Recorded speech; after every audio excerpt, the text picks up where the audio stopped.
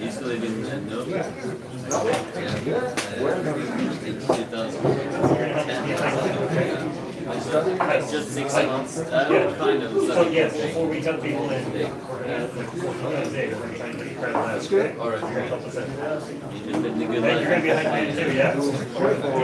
He's going to stand up and get everybody pointing it around. Yeah, there we go. Thank you.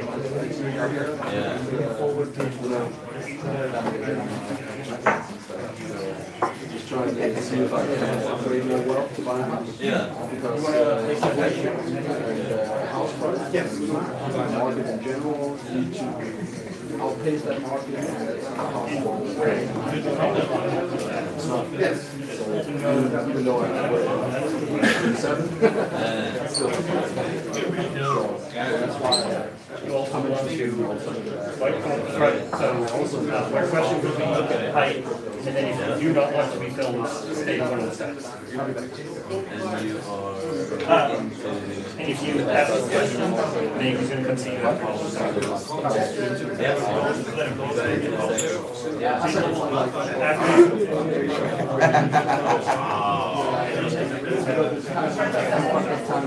when HEX launched, I had my so I wasn't seeing it all.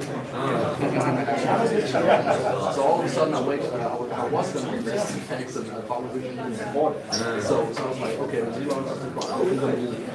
And then I just managed to make the price where friends and then I got into it. And that's how we learn. Yeah. Then I got my second child around the time where the sacrifice book started. Really? And so I was so busy, I'm like, I need to remember the sacrifice this time. So I sacrificed 4 days before that. That's basically what I had my second girl.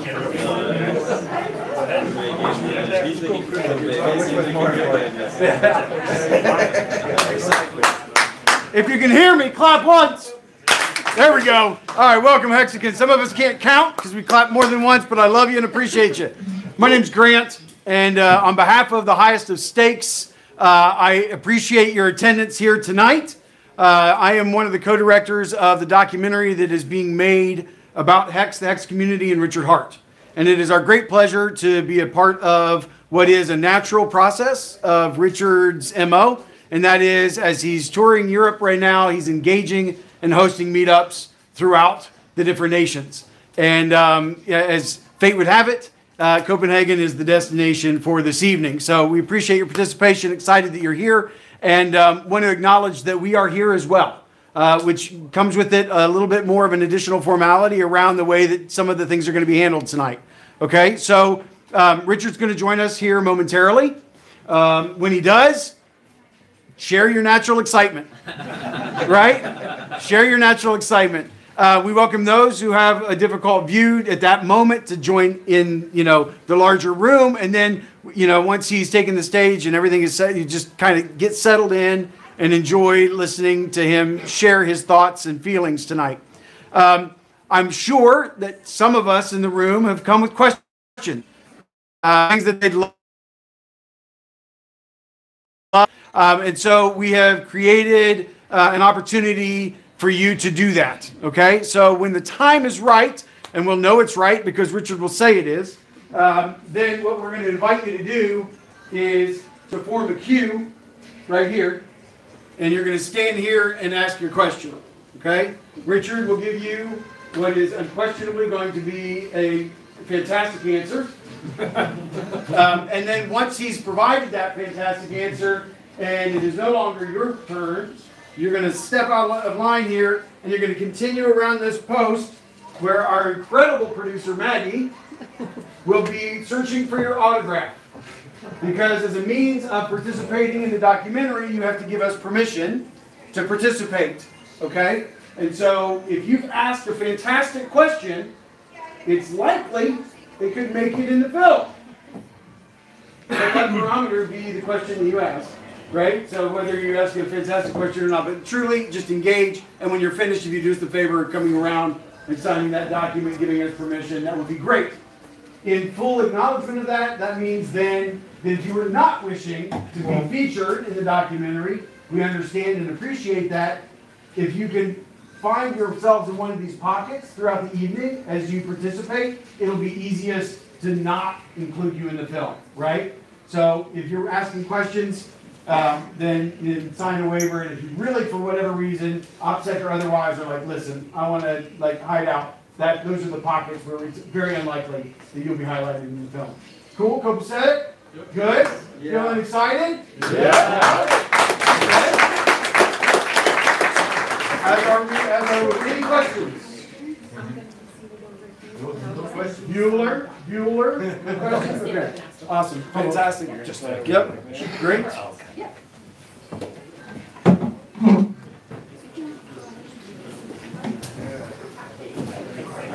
ahead and turn on the sound and speed up sound for me. Copy. You can come on in.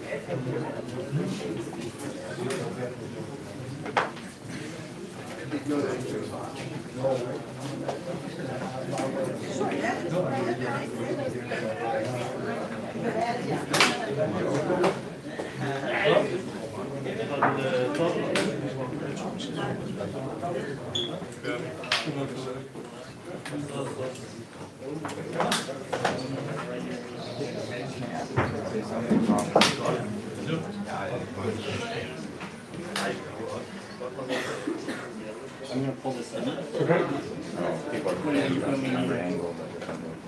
You're speeding on sound? Speeding on sound. Yeah, I'm going to get ready.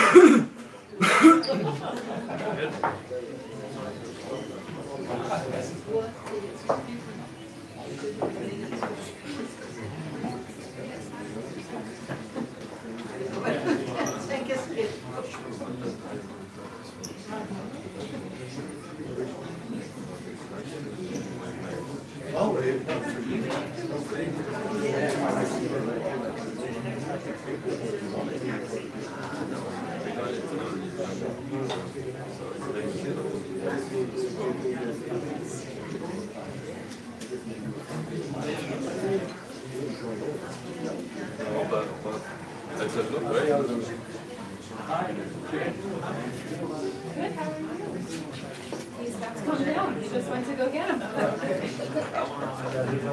Okay, great. Yeah, you guys want to get in there? Okay, take a seat. That'd be awesome. However long you want to say.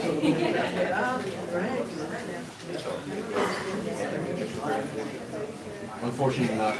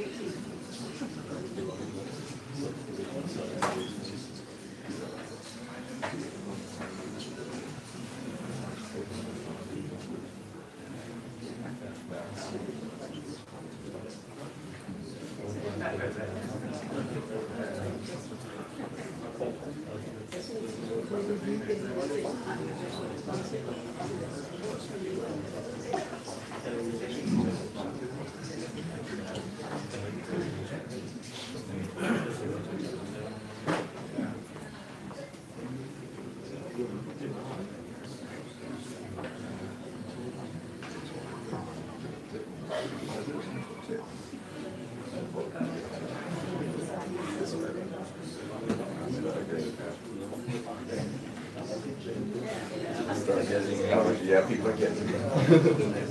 That's what happens when you start early, right? Yeah. What do you complain about? Yeah. Because they just see this. No. Yeah. And it looks like the market set. Yeah. That's not true.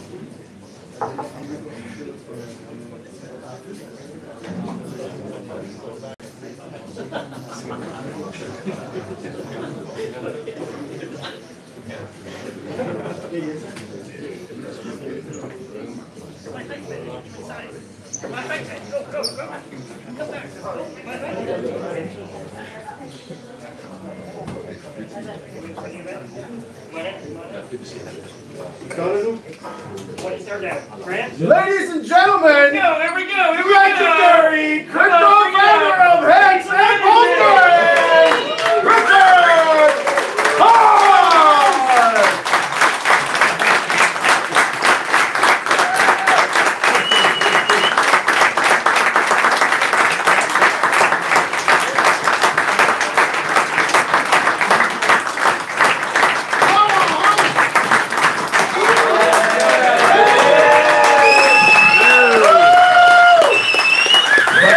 Hexicans in here. Welcome everybody. So glad to see all of you. I love it when I see a full room. We got lucky. So who here is a Hexican? Any Hexicans here? Any PulseChans here? Nice. That's a lot of crossover. Who here is from really far away? Do we have anyone that came from like a really long distance? Where'd you come from? Los Angeles. Wow, that's going to be a winner right there. That's a long swim. Anybody else from really far away out there? Benjamin Jink says hello. Pleasure. Thanks, Benjamin. It's so nice to see all you guys. I was just looking at the price charts today, and it was only 29 days ago, 30 days ago, that we had our all-time high. 1,000,000%, 10,000x, 55.5 cents. You really can't beat it. Now we just had a 50% rise after a dip down to 22. Anybody buy the dip? Any dip buyers? Yeah. It's funny. People that are selling, they love it when the price is high, but people that are buying, they love it when the price is low.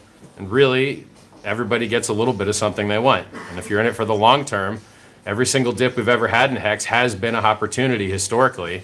So, you know, I don't know why that trend would stop anytime soon. We're so new. I think there's only 60,000, 67,000 active stakes right now.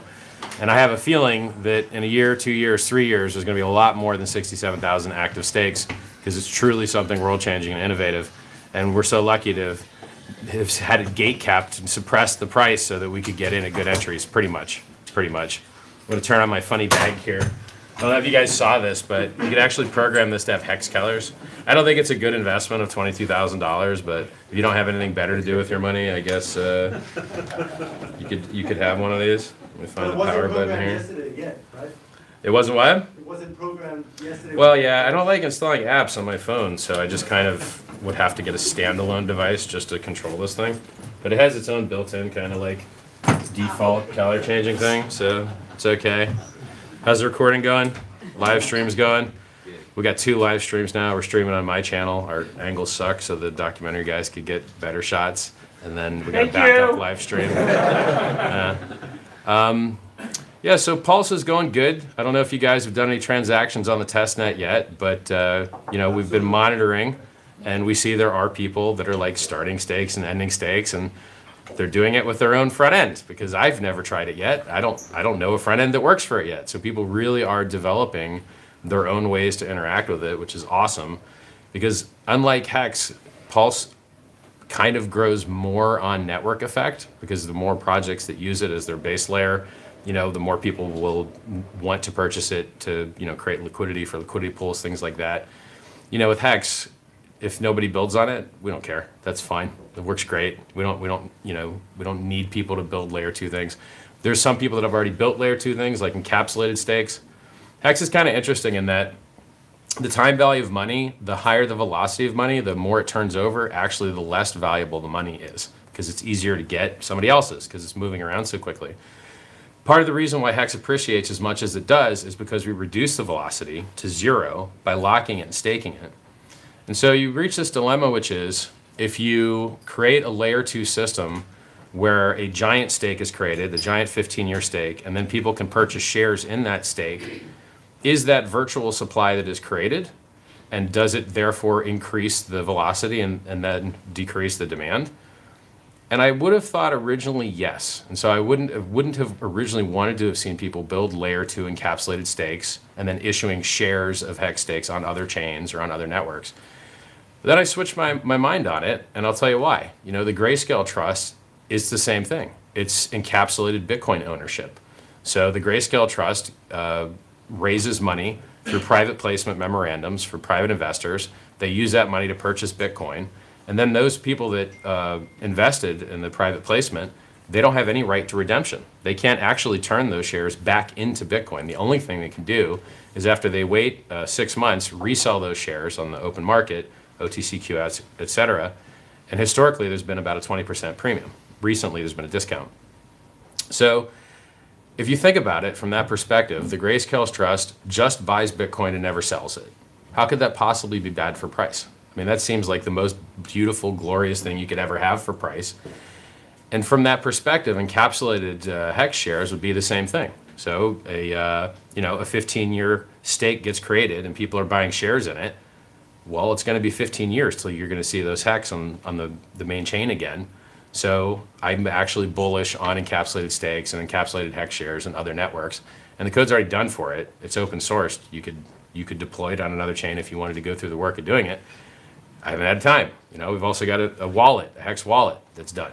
I haven't had time to release it. You know, there's a lot of really cool stuff kind of going on in the ecosystem that people don't know about because you might not be devs or, you know, you might not be biz dev guys. It's just funny. Like, and without any of those things, with full and total gatekeeping, no proper rank in CoinGecko, CoinMarketCap, everyone saying bad things, you know, very rarely a kind word said. We did 10,000x in 623 days with 100% uptime. Well, everything else around us had problems and failures. Bitcoin has had inflation bugs twice. One was executed to head roll back the chain. One, a Bitcoin Cash developer caught and responsible disclosed before just minting as many free Bitcoin as you wanted. I don't know about you guys, but if you found a Bitcoin bug that allowed you to mint as many free Bitcoin as you wanted, maybe mint a couple before you to tell devs. I don't know. You know. Because I don't even think you're breaking the law. I mean, if code is law and the code lets you mint coins, the code let you mint coins. What's the problem? You know, so it's very interesting. I don't know what Hex could do to win much harder. I guess it'll be nice. We'll be able to on-ramp users through PulseChain with no fees. I don't know if you guys are happy with the Ethereum fees or not. Does anyone wish Ethereum fees were lower? Yeah. They suck. I mean, they're terrible. We used to pay pennies to start and end stakes or to transfer Ethereum or Hex. Now it's $50, $30. I mean, it's to pay $25 or $30 to do a transfer is not good. And the only way to cure that, the only way to solve that is to build more supply, to build more capacity. Playing games with the bidding structure, and it doesn't It doesn't add capacity. And the only way you're going to reduce that price is to improve the supply or decrease the demand. And decreasing demand, I don't think anyone... Excuse me, Richard, sorry. Go. Oh, I'm sorry. Yeah, my bad. I'll try harder. Sorry about that, man. Yeah, it's a long room. So, I was just saying Ethereum fees suck. Hex good, Pulse good. Hex good, Pulse good, ETH fee too high. Caught up, 10,000x. It's like the highlights. So there's some guys here shooting a documentary, which may get picked up by a big network, which would be cool. And I think that would allow us to have a larger impact in the world, because it looks like from the looks on your guys' faces that you've had a good time with HEX. Is anyone here happy with HEX? Yes. That's awesome, and this is after a dip, right? So it went from 55 to 22. Now I think it's 31. And this is one of the funny things. We had a like a big payday celebration. And during the big payday celebration, the price was getting axe murdered, because everyone got 30% extra coins on the day just for being staked one day. And some people sold those coins. But you don't see that on the price chart. You don't see that everyone got 30% more coins minimum for being staked a day. You just see the price dip. That's why I like the share price chart, because the share price chart shows you the appreciation that you got from interest as well as the price appreciation. And they both matter. I mean, I think a lot of people stake their HEX. So you guys got any questions out there? Because I'm here to answer questions if you got them. We got a mic right here. We're just going to take, if you guys, anybody wants to line up if they've got a question. Ask a quick first one, Richard. You got to go to the mic. You're going to come over here. So they can point the camera at you. Yeah. Richard, okay, I'll do this officially. All right. Richard, how do I get my wife to care about this? Well, just buy her something nice with your gains, pretty much. Yeah. And just be like, this came from these gains. That's what she's hoping for. It'll take Yeah, a few years. pretty much. I mean, for some reason, girls don't care as much about sports and crypto and cars and guns as guys do. She cares. She's the outlier. It happens. I mean, look, I look at my stats on YouTube and it's 95% guys. And it's not like because I'm trying for that, right? I just make videos and people watch them. And for some reason, 95% of the people who watch my stuff is guys. I am going to try and do outreach to girls because I like girls. And hey, wouldn't it be nice to have some more females in the room? It wouldn't hurt. It wouldn't hurt. They're the future. They make the new kids and such. So they're good to have on board. Yeah, we got a lot of opportunity out there. I mean, when's the last time you saw an Asian Hexican? There's very few. But that's a huge part of the world with billions of people. Hex Asians, nice. So I think that we're so very early, but not many people understand how early we are. Like, we are very, very early. I was in Bitcoin in 2011, back when everyone was calling Bitcoin a scam. Some people haven't figured out it's not a scam yet. It may be old, it may be expensive, the price performance may be poor, but it's still a lot better than the stock market in general. It's not bad. It's still self-custodial. You still can control your own money. You can still mint your own rewards if you're a miner and pay a fee to some weird company in the middle of nowhere and pay the electric company a lot. Okay, maybe the mining part of Bitcoin's not that good, but the self-custodying your own coins is very nice. Sometimes you go to an exchange and you try and get your money out and they say no. Well, that's no good. That's not why anybody's in crypto. And that's the beautiful thing about HEX is you'll always be able to mint your own rewards and you never have to beg anyone or plead or pray to somebody else to give you your own money. I've had that experience at banks and it's disgusting. You go to send a wire and they just say no. Like, so you can't send wires here? So you guys are what, parents? Like, you to choose where the wires can go? I haven't had that particular problem, but I've heard of people who tried to buy crypto and just been told no outright. Like in the UK, apparently, like Barclays Bank is just like, no, you cannot buy crypto. We don't allow it. Well, that's weird. Whose money is it? Is it my money or is it your money? If it's my money, let me do what I want, Any other questions out there? Come on, we gotta have some questions. Don't be shy. This is a well-educated audience. That's the problem. They already know all the answers. They've watched all the streams. Hello, my name is Fabiola, and I'm using Twitter like for 10 years. Nice. And I use the internet every day. Why haven't I heard about HEX before today? All right. Well, that's a great question. That is a great question. I spend most of my waking time shilling on Twitter as hard as I can, so it's definitely not my fault. It's, I think, well, I'll tell you a tangential answer which might help you. There are people that, as a mission, try to starve people of the information that HEX exists. They consider HEX a threat to their livelihood.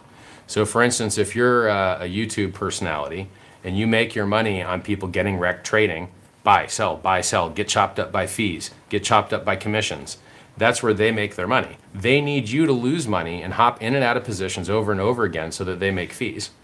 Well, in HEX, when you buy your HEX and you lock up your coins, you're not getting chopped up by fees. You're not getting liquidated when the price moves against you. And therefore, you're not making any of these influencers any money on the referral links. And so margin trading houses aren't going to make money with HEX unless people decide to margin trade it, which I would suggest people don't do. But if you want to get wrecked here. If you want to get liquidated and learn why shorting is a bad idea, I'd rather you get liquidated trying to short HEX, and then the HEX price goes up when you have to cover your position, and you end up buying higher than you thought possible. I mean, even Bitcoin just made a new all-time high today, which is funny, because usually when it pops out of its parabola, it drops 85%. This time it just dropped 55%. But now if the chart's going to start doing things it doesn't normally do, well, that opens up the chance for a double top, too. So if it's not going to bottom like it normally does, it means it doesn't have to top like it normally does either. So it's better for everybody if the chart just kind of keeps doing the same stuff it normally does, because it lets you predict the future to a degree. And so now with Bitcoin doing stuff that it doesn't normally do, it's just harder to predict like what the future might look like. So it might just stop going up some point. You'd be like, I don't know why I did that, because it's not acting like it used to do. So back to the awareness. So YouTube influencers will never say anything nice about HEX because they can't make money on it, because there's no margin trading for it. It's the opposite of margin trading. It lets the users keep all that profit instead of the exchange making the profit and the referrals and the referrers making the profit, or affiliates, as you call them. And then, you know, exchanges themselves, they want you to get in and out of positions too. You know, when you go on Twitter, you see advertisements for Crypto.com, eToro.com, advertising Dogecoin, SHIB, all of these fake coins with no technical innovation whatsoever. Their primary claim to fame is their logo. And why are they advertising these things? Because they want you to get chopped up by fees. They want you to get in, they want you to get out, they want you to do copy trading, they want you to do whatever crap they can to move your money out of your pocket into their pocket.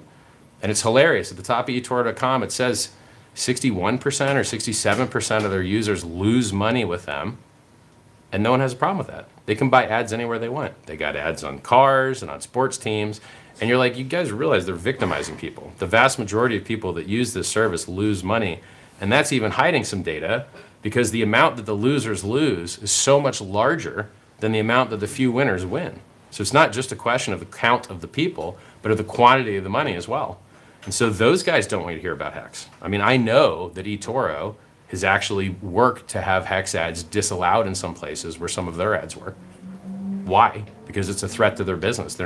When Hexicans are saved from trading and from liquidations by the good design, the good game theory, those guys lose money. They can't victimize the users anymore. So they treat HEX as adversarial, because we're trying to help the people and they're trying to hurt the people. They literally at the top of their website say, we hurt the people. It's disgusting to me. So who else would want to hide HEX from you? If you go on ethtrader.com on Reddit, HEX is banned. Not allowed to talk about it. If you go on Bitcoin Reddit, HEX banned, along with everything else. But you're never going to hear about HEX on those two Reddits.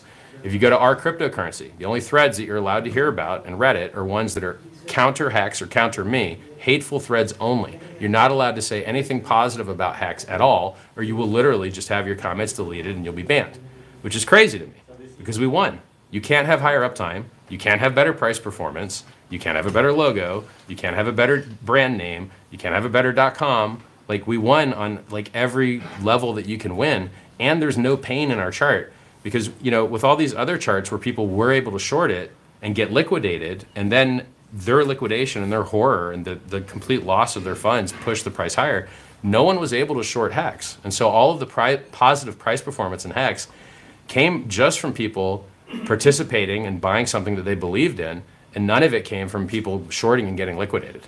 Now, one day, if people want to get shorted and get liquidated, I'd love for them to be able to do it here, but there's nowhere to do that yet. Got another question? I got another question. Go ahead. When you talk about how people might want to, you're talking about shorting systems, and you Sure. want to game the PulseChain release. Huh. What would gaming that fork look like? Well, so when there's a fork, you have to choose where you're going to have your chips before the fork occurs. So you could have Ethereum in your own wallet, or you could have Ethereum wrapped in wrapped Ethereum, or you could have your Ethereum in a liquidity pool. And then each one of these plays has a different outcome. So if your Ethereum sitting in your own wallet, then it's going to be treated as freemium, and you're going to have to move it to a new address, or it's going to be removed from you in 30 days. Well, you might be able to avoid that if you have it in a liquidity pool instead.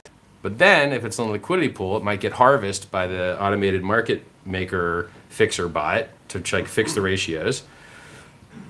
And then if you have it as wrapped Ethereum, not sure what happens with that yet. Like, if you were to give, so what you mean when you say, for example, like, let's not give a week's notice, it's because then you've got a week of people saying, oh, let's consolidate here and there. Well, there also might be other edge cases that I just haven't thought of yet, and so I don't want to commit to a specific date or time, because I know if it's random and it's a range, that there's just less games that could be played. Yeah. And so it's just kind of a safety mechanism. Like if we set a hard block or a hard time, it would be consistent with what most forks did, and it would probably be fine. But it's easier just to not lock myself into anything like that and leave there some float, you know. This question, this whole situation with Pulse has brought up the idea of forking, and then most people don't realize that chains are getting forked all the time. Well, I mean, not all the time, but then I looked at Binance. I didn't even know that was a fork originally, because I'm fairly new, right? You mean BSC Smart Chain? You mean? Yeah, Binance Smart Chain. Sure. So I'm a fairly new, maybe 8 months in crypto, and only 3 in HEX, because it was shit. Everything else, right? And but it's interesting because when you find out, oh, these are actually forks of Ethereum that they were empty forks, right? And there's a lot of there was other issues. Yeah. So tell us a little bit about what doesn't work when you fork a chain. Well, most forks start out empty, and the problem with starting out with an empty fork is that there are tons and tons of empty blockchains, and what gives blockchains values is their users. And so if you want to have a valuable blockchain, you want to have a lot of users, and particularly users that are well funded. So for instance, why was HEX able to go up 10,000-fold in price before staking, 20,000-fold with staking, with only 67,000 stakers? Because some of those stakers are wildly wealthy. Some of those stakers have hundreds of millions of dollars. And when you have a couple guys with hundreds of millions of dollars, they're really able to move the price. I mean, like even if you look at Bitcoin's price movement, the majority of Bitcoin's price movement happens in 10 days. Spread across the year. And if you miss those 10 days, you actually lose money. So much of the price movement happens in sharp, strong bursts that you could say that's because it's the activity of large players. They want in now, the price moves now, and everyone else has to chase it. I mean, a fun saying I like to say is if you want to know where the bottom is, you just make the bottom. Like if you have enough money, you can make the bottom, and people just can't sell it down anymore. So if you're a large enough player, you get to make tops, you get to make bottoms, and if you want to predict the future, you can build the future, and then you'll know what the future looks like. So I don't think the world needs more empty blockchains. We need more blockchains that are useful, that are near capacity, 60, 70%, so the fees are still affordable. So eventually PulseChain may also have high fees, and I think that will be okay if it makes everyone wildly wealthy on the way there. And then we can work on layer 2 scaling. We can work on geographical sharding. We can, do other things. But you also have a larger block capacity, so the chance that you're going to get these high prices is it's lower. Pretty far into the future. Yeah, it should be several years into the future, we assume. I mean, it is a guess. But if you have to pay high fees, but you got wildly wealthy and now are able to pay the high fees, it's still a good deal for you. Yeah. It's not a good deal for the new guy that wants to get in, but for the people that are already in, it's a good deal for those guys. Any other questions back there? I feel like I've educated you all so well. No, come on up, come on up. But I got a couple of you have put in. It's hot. I gotta tell you, this jacket's super hot. Like, wearing an actual piece of luggage is retardedly hot. Yeah, I was just wondering, everybody knows that the Fed's printing a lot of money. Yeah. And probably continuing to do it. Sure. And that just postpones a huge crash and economic crisis, and whatever you want to call it, just like you saw during the COVID did, where it was a perfect opportunity, but nothing really happened. But at some point, that might stop. It's not never ending. How do you think the crypto market would react to a major crash or major economic crisis, because it has never experienced something. And how do you think HEX will react to that in contrast to the rest of the crypto market? So we saw, when prices go up for everything, the stuff you hold has to go up higher than all the other stuff you wanted. So if you have a stock portfolio and your stock portfolio doubled in price, but you want to buy a house and the house also doubled in price, you just treaded water. You didn't make money. You didn't lose money. Now you're both of the things, the thing you had and the thing you want, they both went up double. You're basically where you started. Now maybe there's some tax considerations. You might actually be net negative, but you get the idea. So just being ahead of the game, like right now with inflation at 5 to 30%, depending on who's measuring it, if you get a 5% raise, you lost money. You now have a reduced quality of life because you only got a 5% raise. There's a lot of people that aren't getting any raises, let alone a 5% raise. So as long as cryptocurrency continues to do what it has done and is the highest and best appreciating asset that's ever existed, I think it's going to overperform in a bull market, and I think it's going to overperform in a bear market. Now, when I say overperform in a bear market, if the price of your cryptocurrency asset drops in half, but the price of a house drops by 66%, you did well. But you would have done more well if you're in cash. And so the question is, here's the problem with being in cash. What if you go to buy the dip? What if Bitcoin normally dips 85%, but now it only dips 55% because the Fed's printing so much money? You can't even get normal dips anymore because the dollar's not worth as much. Would you just rebuy higher? I mean, what if you don't get a retest of the old high? Here's something funny. I looked at the chart. The dip that we had down to 22 cents was exactly the previous top. Exactly. Which is technical analysis, like retesting the breakout is something that charts tend to do. So I thought that was funny. I like when HEX starts to like do normal chart things because it's kind of easier to predict what it might do.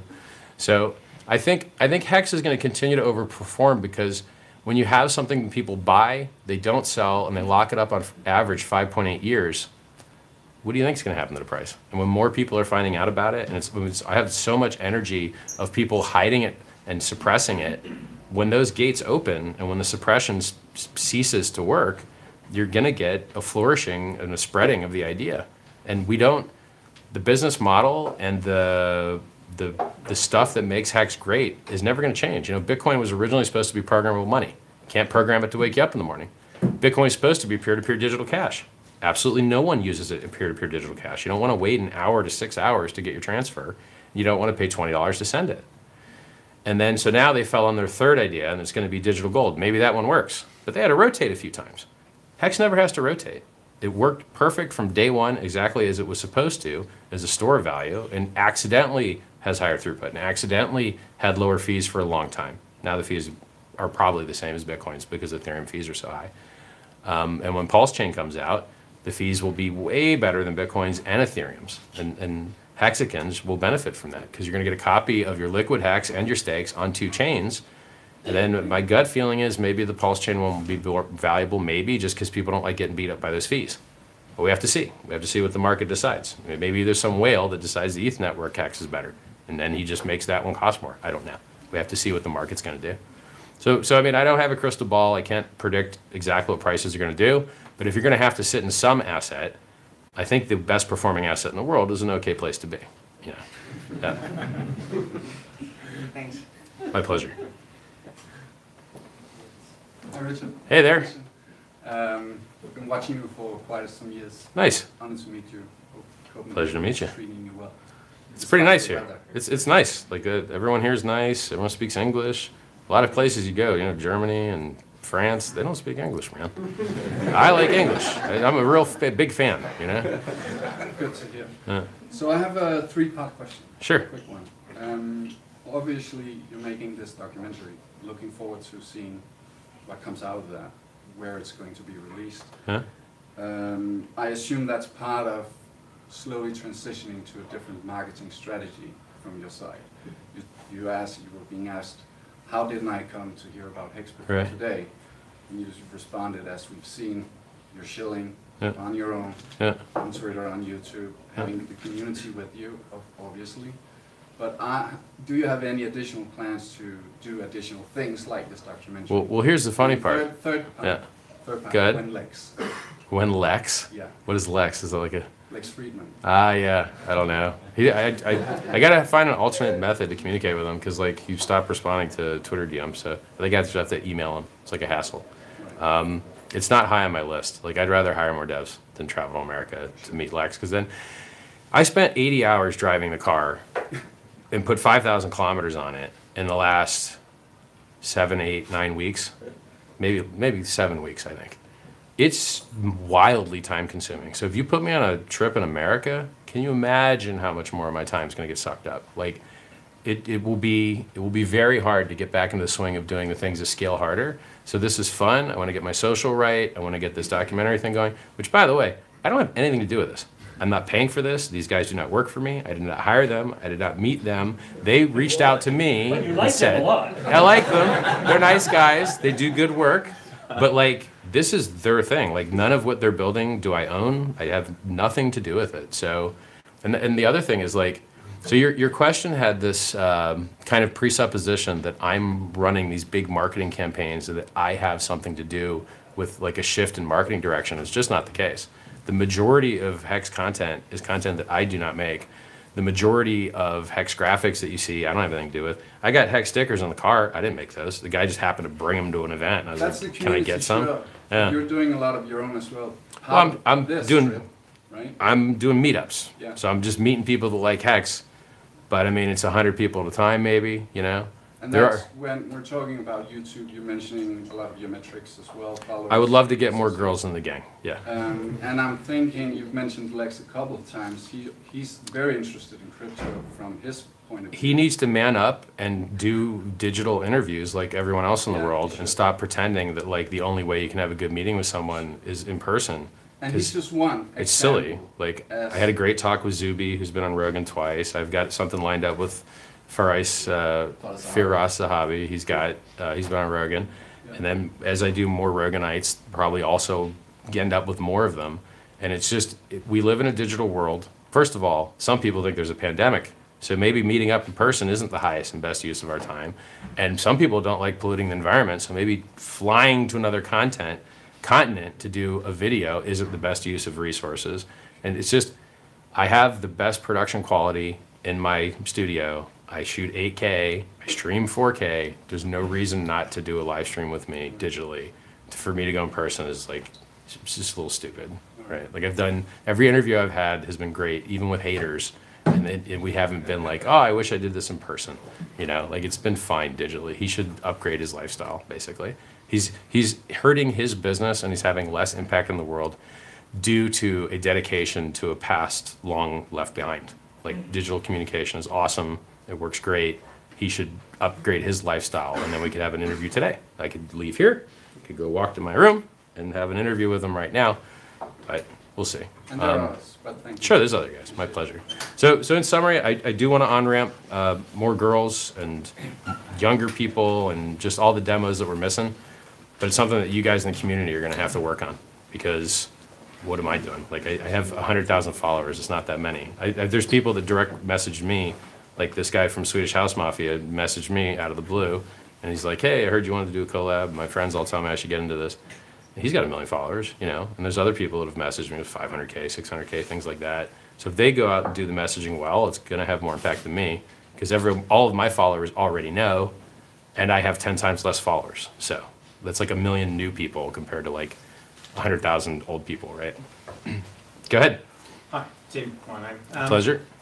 Just a question about how Hexicans can onboard more people. You're a marketing Ads. guru. Buy ads. Buy ads. Please buy ads.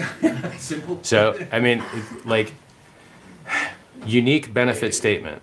What is the most important property that HEX has? The value increases, in my opinion. Everyone has a different thing. Some people care more about the environment. Okay. Some people care about the uptime. Okay. Some people care about self-sovereignty. Cool.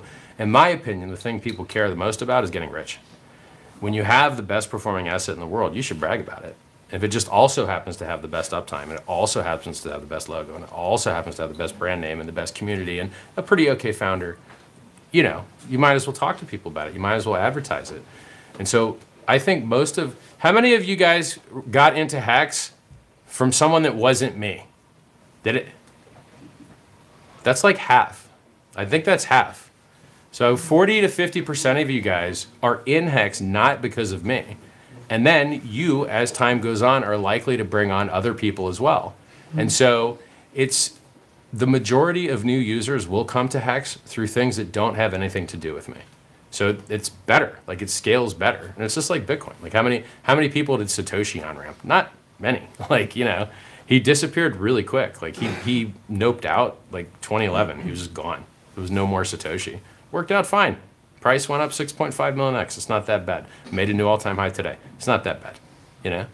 So now here's what's funny.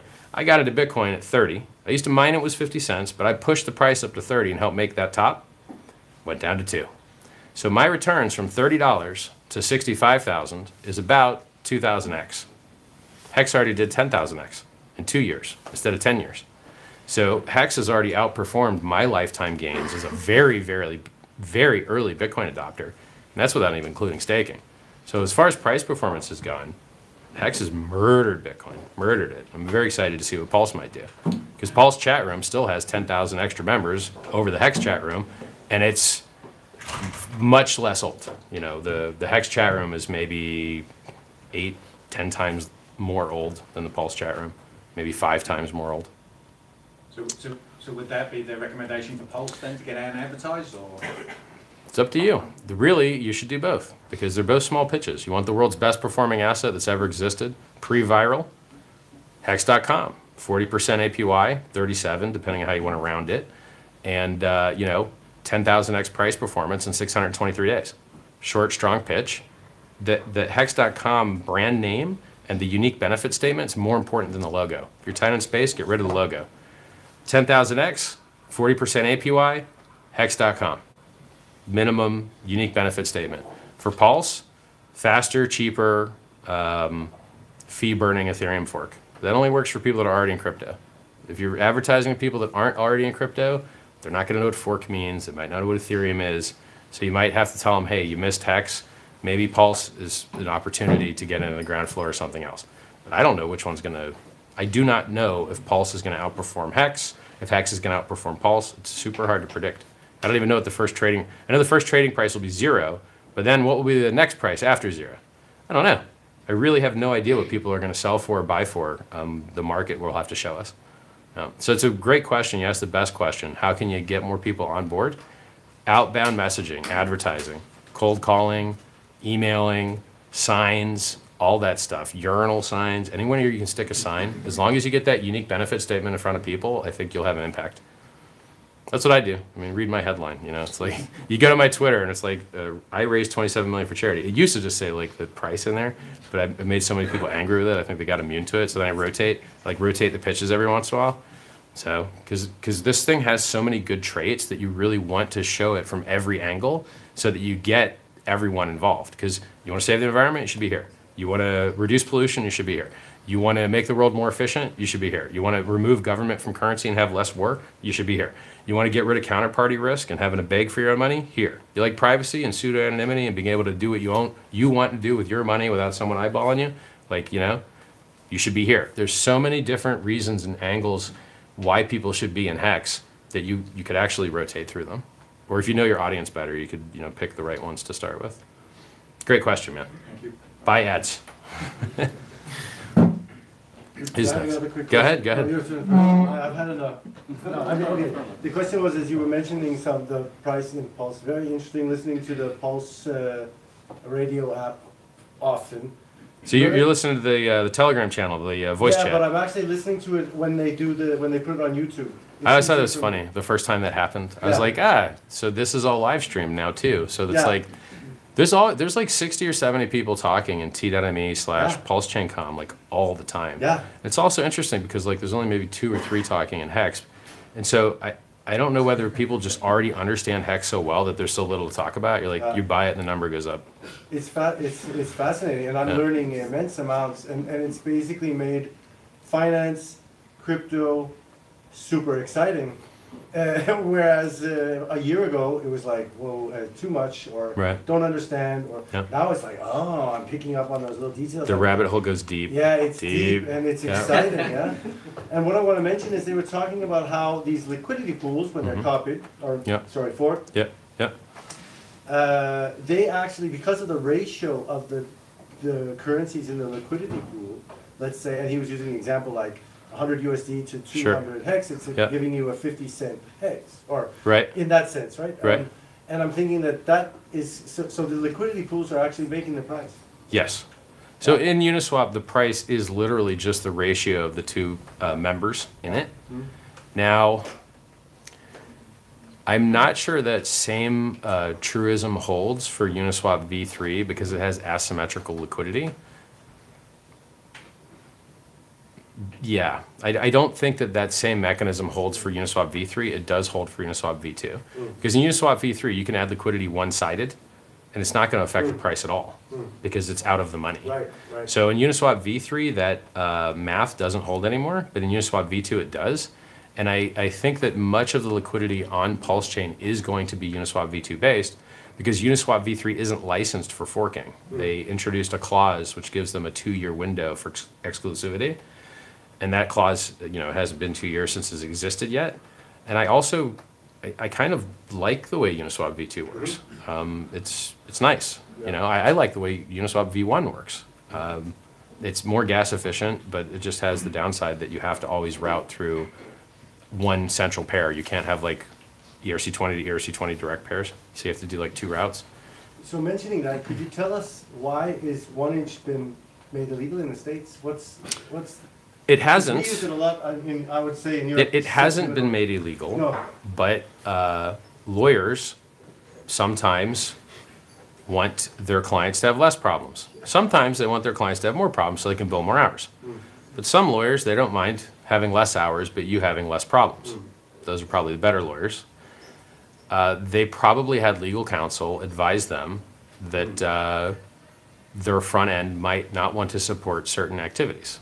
So for instance, if you try and use Uniswap from Iran, it's geo-IP blocked. Because the United States government has an embargo against Iran that means that no American business can do any type of facilitation of any commerce there. And then do you want to go to court to explain that just hosting an open source front end isn't the facilitation of commerce, or you just want to kind of like skip that, right? And you don't know, it's probabilistic. You don't know whether you're going to be the guy that has to go fight the fight to decide whether this should be okay or not. And so their lawyers probably just told them, don't do this, don't do that, and then you may never have to like fight any of these battles. But a lot of people, they probably should. It would be a better world if people did fight those battles, because what you get is called a chilling effect. And when the government can just use not even law, but the threat of law, the regulatory committees, the regulatory bodies to act as pseudo lawmakers, then it stops everyone from like having free speech. It stops everyone from living the way that they should be living, which is more free, out of fear. And nobody wants to fight the fight. And I mean, the federal government can be unfair. It is possible. Like, I don't know if you heard what happened with the Silk Road, but the FBI agents stole that guy's money. They robbed the Silk Road guy. They stole his Bitcoin. Then they had to find a way to make sure. And they were going to leave the country and launder it with fake IDs, and it was like, oh wow, sometimes the FBI agents, you know, even those guys can be corrupted sometimes. And in America, the FBI agents are the ones that keep the local police in check usually. So it's so deep. Crypto is like the world's most effective honeypot, because if you get that crypto, it's already like pre-anonymized for you almost. Like it's that's why you see a lot of hacks. I mean, I post on Twitter all the time people getting hacked left and right, which is why we put security so important in HEX. We got 2 security audits, 1 economics audit, and it took years to get it right. And all these other guys, they move fast and break things, and everybody loses all their money. And I post right in their thread, HEX user not affected. Every time. Yeah, that's right. You guys could have been saved. I built the thing that could have saved you, but instead you wanted to lose all your money. HEX user unaffected. I hit them with it. And then these guys are they're sad. They lost a lot of money. I feel for them. But I'm focused on the next people that they're going to reload and re-victimize. So those same idiots that lost all their money. Oh man, some guy messaged me like a night or 2 ago. He buys something completely unrelated to anything I have anything to do with and tells me about how he just lost all his money. It's a scam. And can I help him? I'm like, bro, why didn't you buy the thing that like I built and then you wouldn't be... So let me get this right. You bought the thing I had nothing to do with and got scammed. And now you're complaining to me about it, letting me know, what do you want me to do for you? Like if you poop your pants on the way home, you want to give me a call and so I can try and help you out? How about you buy the things I built? My knees are about to give out if he could ask this question. Go, go. Fire. Hello, Richard. My Yep. name is Stefan. Hey, Stefan. Where are you from? I'm here from Copenhagen, and Nice. I work for the Ministry of Finance in the... Oh my God. Don't worry, don't worry. He's here to take it all from us. I'm here in a private matter, unfortunately, I guess. So I have a couple of questions. First of all, in regards to PulseChain, are you going to continue to have like a team of devs that are continuously working to like enhance the code? Sure. And we were talking about, he was asking about network congestion, right? Yeah. And what are we going to do about this issue? Because I know that there's not going to be that much participation in the beginning, and therefore it's not going to be an issue. Right. But eventually, and Sure. hopefully, it will be, right? Agree. It would be nice to have a functioning consensus network with people able to fix problems when they show up. Because sometimes problems do show up. My answer to that is, who maintains the Ethereum network? It's 5 guys. Yeah. And those guys, they don't get paid that much. And so as long as you've got like a core team of 3 to 5 guys that know what they're doing, then the code can be maintained. Now, who pays those 3, 5 guys? Got to tell you, they probably are sitting on big bags themselves. So they probably, even if no one was paying them, they may find it in their own best interest to protect their own investments anyway. And as I was mentioning earlier, we see people using the network without any assistance of mine. There's transactions going through that I don't have a front end that does that. So someone's doing it, you know? So when you have the world's largest airdrop, a higher throughput, less polluting, no pollution, pretty much, it attracts a lot of developers. So we've seen people that are launching like accelerators to put other projects on there. I have to imagine a lot of those projects are going to suck. So I've got this dilemma where like, yes, we're launching a fork of Ethereum, and yes, there's going to be so much horror that gets launched on it. There's going to be endless scams that get launched on it. But that's how you make progress in the world. Like you know, there's people that do getaways and Ford cars from their bank robberies, but we should all have Ford cars, right? Like we need good functioning consensus networks. So the answer to your question is a little loaded in that I do not ever advertise that people expect profit from the work of others. And because of that, right, and because of that, I would never say that I'm paying people to maintain a thing, or I would in the future. So I would say if someone, I think that there's going to be enough people that are already wealthy and are likely to be wealthy from that project. It would be very weird to me if a lot of people didn't have it in their own best interest to put their own time in to maintain it and you know, keep the golden goose popping out golden eggs. Remember, it is more open source. So this code is open source licensed, and most of it must maintain open source because that is how it was originally issued. There's very few closed source things you could inject. So when Ethereum gets upgraded as well, which it does from time to time, do you want to take those good features? Depends. It depends. Okay. So like, you know, EIP 1559 doesn't apply to us because we don't have an issuance rate. So EIP 1559 for Ethereum changed the way miners are being rewarded because they still dump the price to buy electricity and video cards and ASICs. And in our system, there is no inflation, there is no block reward, there's only fees, and so we wouldn't be able to adopt EIP 1559 because it's nonsensical. It's too different. So if the upstream Ethereum chain has something that is compatible with what we're doing, then we can adopt those things as we want them, and some of them just won't be needed. So for me, I care most about getting users and then making the network better, and then getting more users, and not doing too much of one or the other. So, you know, right now, we don't have any throughput, we don't have any transactions. Let's get that done first, and then we'll worry about upgrades, you know? Yes, I agree. Great questions, man. May I ask you, what do you do anything cool with the ministry? It depends what you define as cool, but I do API integrations and like different. Okay. Well, I'm glad to see you guys here. Yeah. If we want to make the world a better place, we need to affect people in positions of power. I'm not saying they're in one, but you may be one day, or you may have the ear of someone who has power, and there is technological progress happening here. All the currencies in the world are digital. Our currency just has a better known future issuance rate. That is useful to the world. HEX is the world's first currency that has a chart of future market supply, the world's first cryptocurrency with a chart of future market supply. That's very, very valuable. I haven't read the complete economic audit yet. Yeah, it's not actually, bad. I was starting to read it now, and I was like, no, I'm not gonna. That's hard. I'm not gonna do this in 10 minutes. That's hard. Yeah. So I'm gonna read through it thoroughly, but I do have some questions about maybe not the audit itself, but the testing. Sure. When you made HEX. Yeah. Well, what we did was we created a Monte Carlo model which simulated agents, and we tried to guess how people would stake. And then it was funny because so Kyle did that work. He's a volunteer, and Kyle's model was spot on. So when we looked at the share price chart, like after like a couple years of operation, we compared it with his predictive model. The charts are like identical. It's so weird because you'll see like a weird notch here and then like a weird notch there, and you're like, why did these two weird notches appear? Why? What were the parameters for his predictive model? You can download his code. So it's C# code, and I think he ran it in a program called LinkPad or something. But he'll give you that code. You can hit him on Telegram at Rapid Prototype.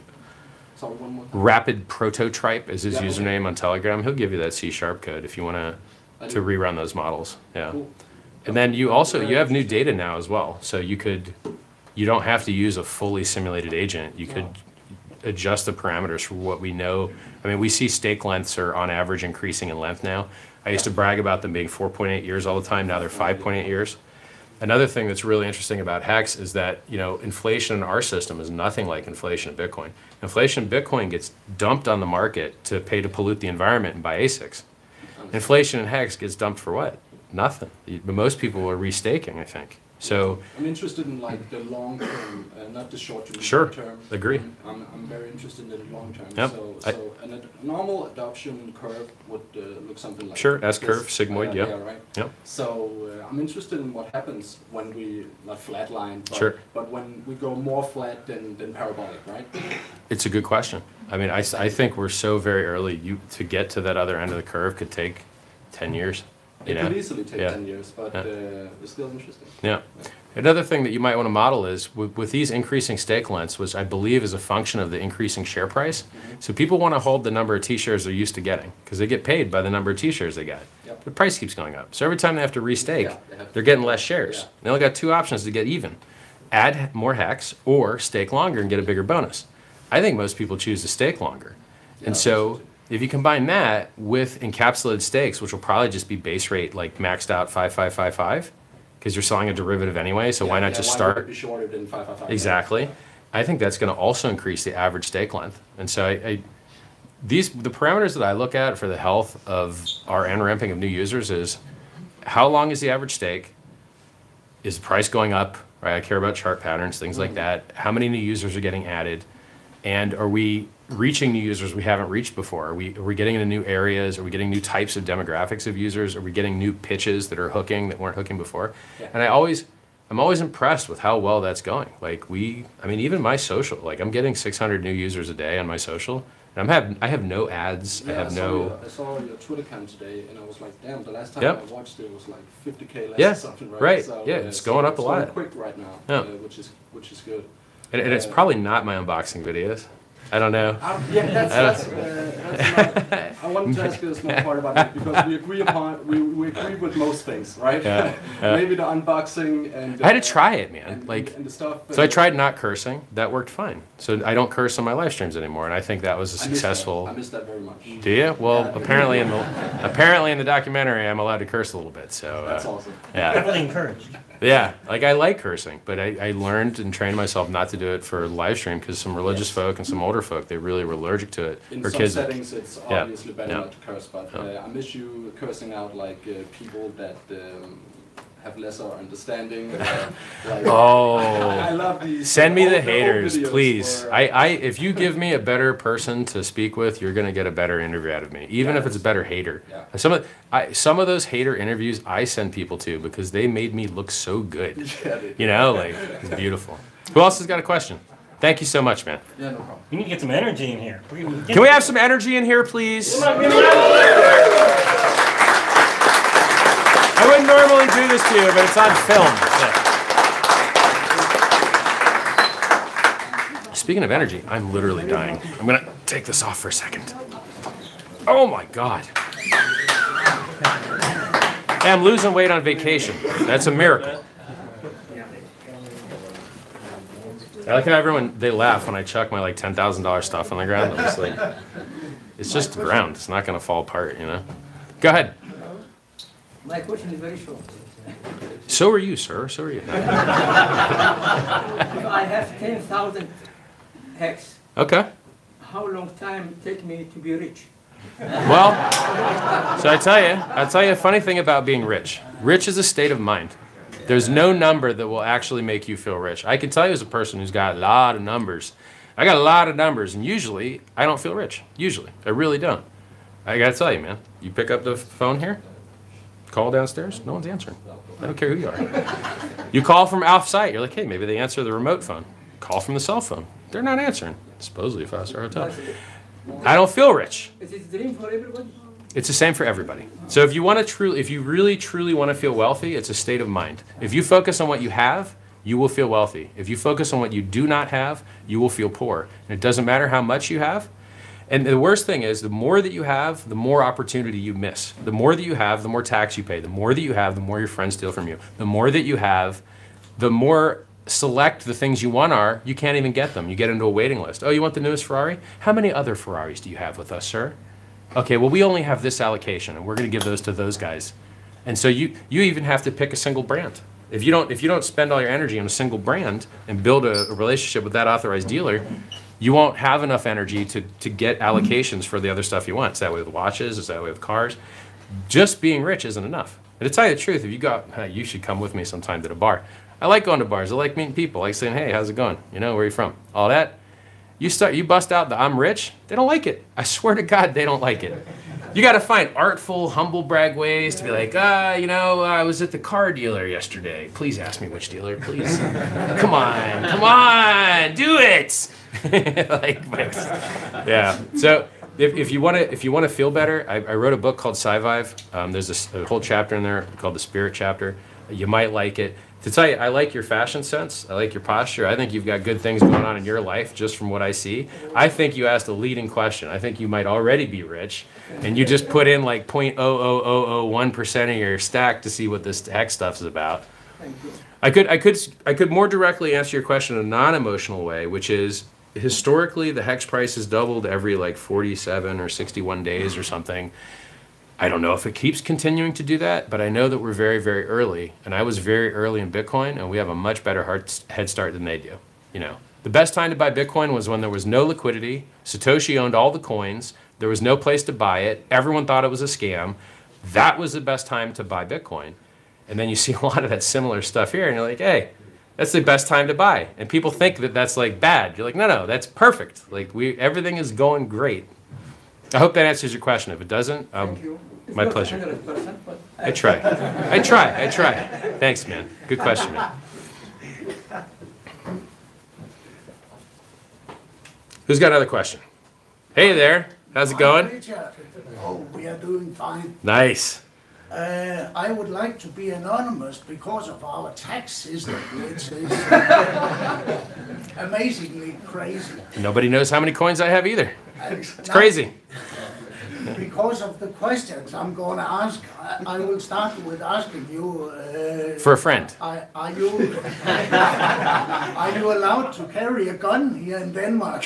I don't think you're allowed to carry a gun here. Most of the EU is deprive their citizens of concealed carry or even open carry unless you are licensed as a trained security guard or a money transporter or actual law enforcement. So, but also that's the reason you don't have so many shootings. In America, we have a lot of shootings because everyone's allowed to carry a gun, and so they do. And they get into arguments, or they drink too much, and then they are like, Wild West time. I mean, when I lived in Florida, I would carry all the time. I had a concealed permit, and you know, it's funny because it weighs down one side of your belt. So if you got your holster here, now your pants are this way, and you're like, maybe I should carry some extra clips here to like weight that side down, you know? And then you're like, probably like, I don't know, I used to do scenario shooting, where you learn to get behind cover to reload, you know? You learn how to, you don't bring your weapon up like this, you bring your weapon up and then out, you know? And then shoot symmetrical. There's all this stuff they teach you. But then when you're actually in the moment, like you get a jam, you start clearing it, and they're like, why don't you clear that behind cover? Like, why are you just gonna get shot at while you're doing that, you know? But in Europe, you don't have to do all that stuff. You know how hot a bulletproof vest is in Florida? Oh my God. It's so hot. Like, bulletproof vests are stupid hot. So if you can live in countries where you don't have to carry and wear a vest, and the vests don't even stop stab, you know, like knives and swords, they go right through the vest. Like, it's just Florida man things. These are things you only have to know about in Florida. But let's take Las Vegas, right? Let's take Las Vegas. There was a guy that had 20 machine guns in a hotel room, 20 stories up. He just started unloading them into a country music concert. What are you going to do? First, you're not allowed to carry at the concert because you're drinking there. You're not allowed to bring the weapons where the drinking's at. So even if you had a concealed permit, you weren't allowed to carry there. But let's say you had your weapon, and now have you practiced to shoot 20 stories up?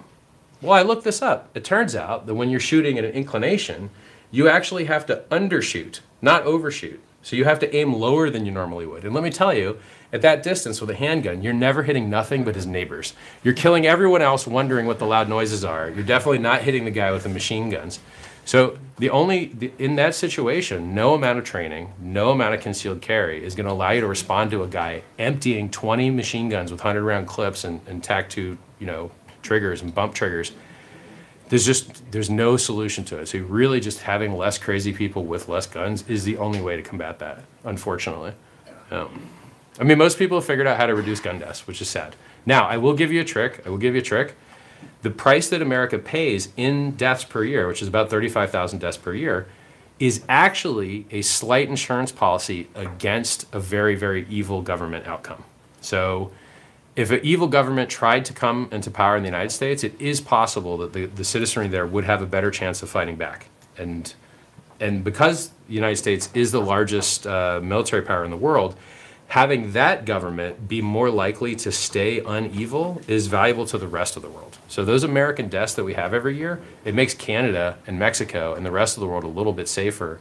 And so there is a little bit of upside, but it is a very high price to pay. There's also some other hidden things in there, like a lot of those deaths in that 35,000 are people killing themselves. When you're 20, the most likely thing to kill you is you. People don't realize that. So if you want to reduce those gun deaths, the best way to do that might be with better mental health counseling. And you know, they would have found another way if it wasn't the gun, a lot of times. Particularly the guys. Guys try and kill themselves, they get dead. Girls that try and kill themselves, they're not that good at it. Guys try and kill themselves, they get dead quick.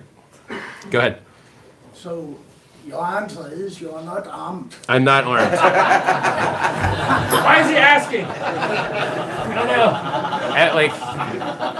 I feel like I'm being led into the slaughterhouse here. Gotta look out the window.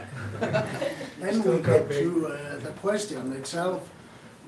How high do you think HEX will ever come? I think, so, I mean, you asked the right question, man. So, I look at the chart, and I see that it just goes up and to the right, but it's not curving down. It's going up and to the right, and then curving up as well. And then I look at the rate at which we're acquiring new users. The rate is increasing. So it's not like we're creating we're not on-ramping a linear number of new users. We're creating more new users every day. And then I start to see these hints of virality. Guy with 1 million followers messaged me out of the blue on Instagram, brand new account. Never heard of this guy in my life. People are messaging me here about, hey, this rich guy just wants to meet you, this rich guy wants to meet you, this Arab dude, blah, blah, blah, blah. All this big money stuff. And these are the people that are able to move the bar far and also create new social opportunity. So I see a lot of virality kicking in. I see a price chart curving up and to the right. The dips are getting smaller and less long. And I don't know how we could do any better. I mean, it would be great to have fiat on-ramps, but it's not our thing. Like, I didn't build a fiat on-ramp. I built HEX. So you could just see the chart do something truly unbelievable, and just, you could, like, I feel so weird saying this, you could see $1 million HEX, and then you'd be like, but that's more than the gross domestic product of the planet. It doesn't make sense. And you're like, yeah, I know, it doesn't make sense. So we shouldn't use market cap anymore, but that's just what the price did. Like, the price can do, and think about it this way, it's even crazier than that. If you're on-ramping users exponentially, and the price is an exponential as well, I mean, we did a 10,000x on 60,000 stakers. That's nothing, man. Like 60,000 stakes is nothing, absolutely nothing. This event that we had right here, in a year or two, this could be 100 times the people. Yeah. Realistically. If HEX reach a price of $10 yeah. for one HEX, yeah. then this will be 3 times as much as all crypto there you go. Together sure. today. Yeah. And if it goes in $50 yeah. a piece, it will be 15 times yeah. all crypto sure. altogether, yeah. which is equivalent to 8 times the altogether yeah. budget of the United States, that's right. which is the world's biggest economy. If you want to feel better about those numbers, I'll give you tricks. I'll give you tricks if you want to feel better about those numbers. Try and sell that much. Price goes yeah. down. So it self-balances. So you end up with an insane number, and then you're like, yeah, but not everyone can sell. There's a lot locked, and then it leaves you with like only a little that could sell now. And then if they did sell, they'd have to take a little haircut. Then the numbers get a lot more realistic. But they're still the best ever seen in the world. Like I don't know of what event would have to occur to stop the chart from doing what it's been doing. And if I truthfully can't come up with something to make that chart stop doing that, I know where the chart points. And that's, you know, like if you can't invalidate that chart, that's just what it's going to do. I mean, look at Bitcoin. If I told you 10 years ago, hey, Bitcoin's going to be 65,000 per. But oh, by the way, here's one for free. It's 50 cents. When I was mining them, they were 50 cents. If I told you that it would go from 50 cents to $65,000 each, you'd be like, you're crazy. It doesn't make sense. It's $1 trillion. There's no way Bitcoin would be worth $1 trillion. Well, now it's like 1.3. So, like this, we are in the highest appreciating asset class in the world, and we are in the best version of all these assets. Like, so I believe that it can do numbers that feel weird saying them. Like, just, yeah.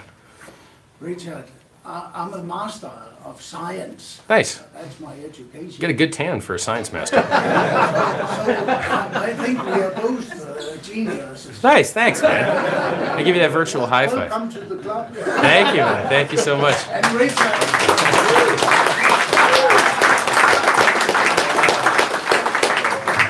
Richard, now everything I have worked for all my life is staked in HEX. Good. So, hard to get liquidated.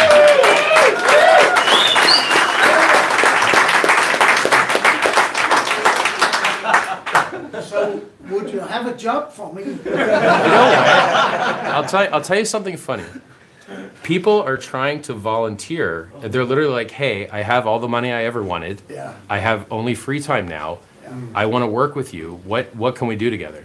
Yeah. And I'm like, oh, crap. Because I want to, like, I know this dude from the beginning, you know, like he was in the very beginning, smart guy.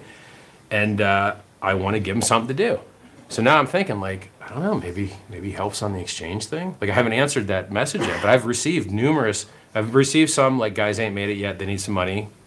Can you have a job stuff? And then I've had some, we've totally made it. What can I do to help, you know? Make X. Yeah. So any of you guys that have skills and you feel like donating your time, hit me with a message and I'll feel bad about it for a while, and hopefully I come up with a way to harness the energy. Because we are working on the world's best stuff. Like this is the world's best stuff. Cryptocurrency and longevity technology, there ain't nothing better. I like girls too. Okay, three best things. But you can help with the first two. Richard, yeah. Thank you. My pleasure, man. For everything Thank you you do for us, and I'm not gonna take the honor for what I know about HEX. All right. I seen somebody on-ramped you. Charlie with the T-shirt. Thanks, Charlie. You brought us a good one. I like him. Thanks, Charlie.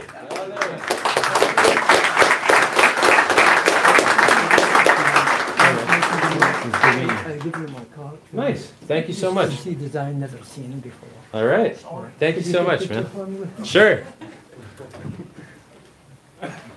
We're all going to have one of these before the end of the night, by the way, guys. When we do selfies, I'm doing a selfie with everybody. Nice. You're in the right place. See you, man. Thanks, man. Someone asked back there, was that an NFT? It's a physical NFT. How come you chose meetups in Europe and not USA? Well, I mean, I live in Europe, so this was just easier for me to get to. Yeah, most people don't know that, but like I live in Europe, Always so thought you were in the States. which serves me well. I don't want anyone to know where I live because what are they going to do? What's more likely? They're sending gifts or they're sending fake SWAT team. Like, there's a hostage situation in Richard's house. Yeah. Please send help. Which in America they do all the time. So there's a guy named Jameson Lopp, got swatted a bunch of times, had to change everything, had to move, right? So in the States, you get swatted, they're dropping flashbangs on your dog and like you're wrecked and there's nothing you can do about it. In Europe, it's more chill, I think. Like I don't think swatting's a big deal here. But if no one knows where you live, you don't have these problems. So I just choose to not have the swatting experience, basically. Yeah. Now at some point, I may become so famous at one point that like everyone will know where I live, but then I'll also just live more than one place anyway. But so. won't you also be the most loved at the same time? Well, that's the thing is like when I come to these events, I really meet a lot of people that I feel connected to, and I think we have similar interests, similar beliefs, and I even feel respect. So I think that if someone tried to do me harm here, you guys might have my back. We have your back, Richard. If someone tried to get me here, would you guys help? Sure. Okay. Thank you. I appreciate that. And you know, we've only met people that really love the product and liked me. We've never actually had a hater show up at these things because maybe they're too smart for that. I don't know. They might start, but they leave a We'll bring the larger Hexican squad. Like, hey, the largest Hexicans up front, please. Who else has a question? I feel bad not wearing my overpriced jacket. I've cooled that down enough here. Oh no, leave it off. It's so hot. I have to sport this thing, bro. Go ahead. Come to the question thing. We have another one waiting. The question queue. I'm very sorry. Because I got video pointed at that thing, you know? Is there any late Hexicans? Late Hexicans. I think that a lot of people, so historically what happens is people hate buying dips. They love buying things they know their friends got rich on.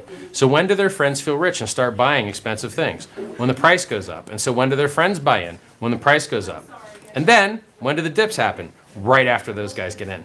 So as soon as everyone knew the big payday was going to happen and they were going to get 30% more coins for being staked a single day, a ton of people got in right before big payday, expecting the price to go up. And so what did the price do? Because everyone got in right before, it went down because everyone got in right before.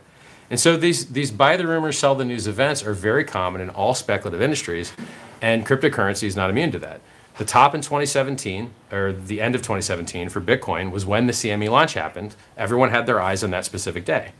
The top for Bitcoin in this cycle, which had just, I guess, made a new top, so it was a local top, but it lasted 6 months, I called it on the day. I said, this is the top.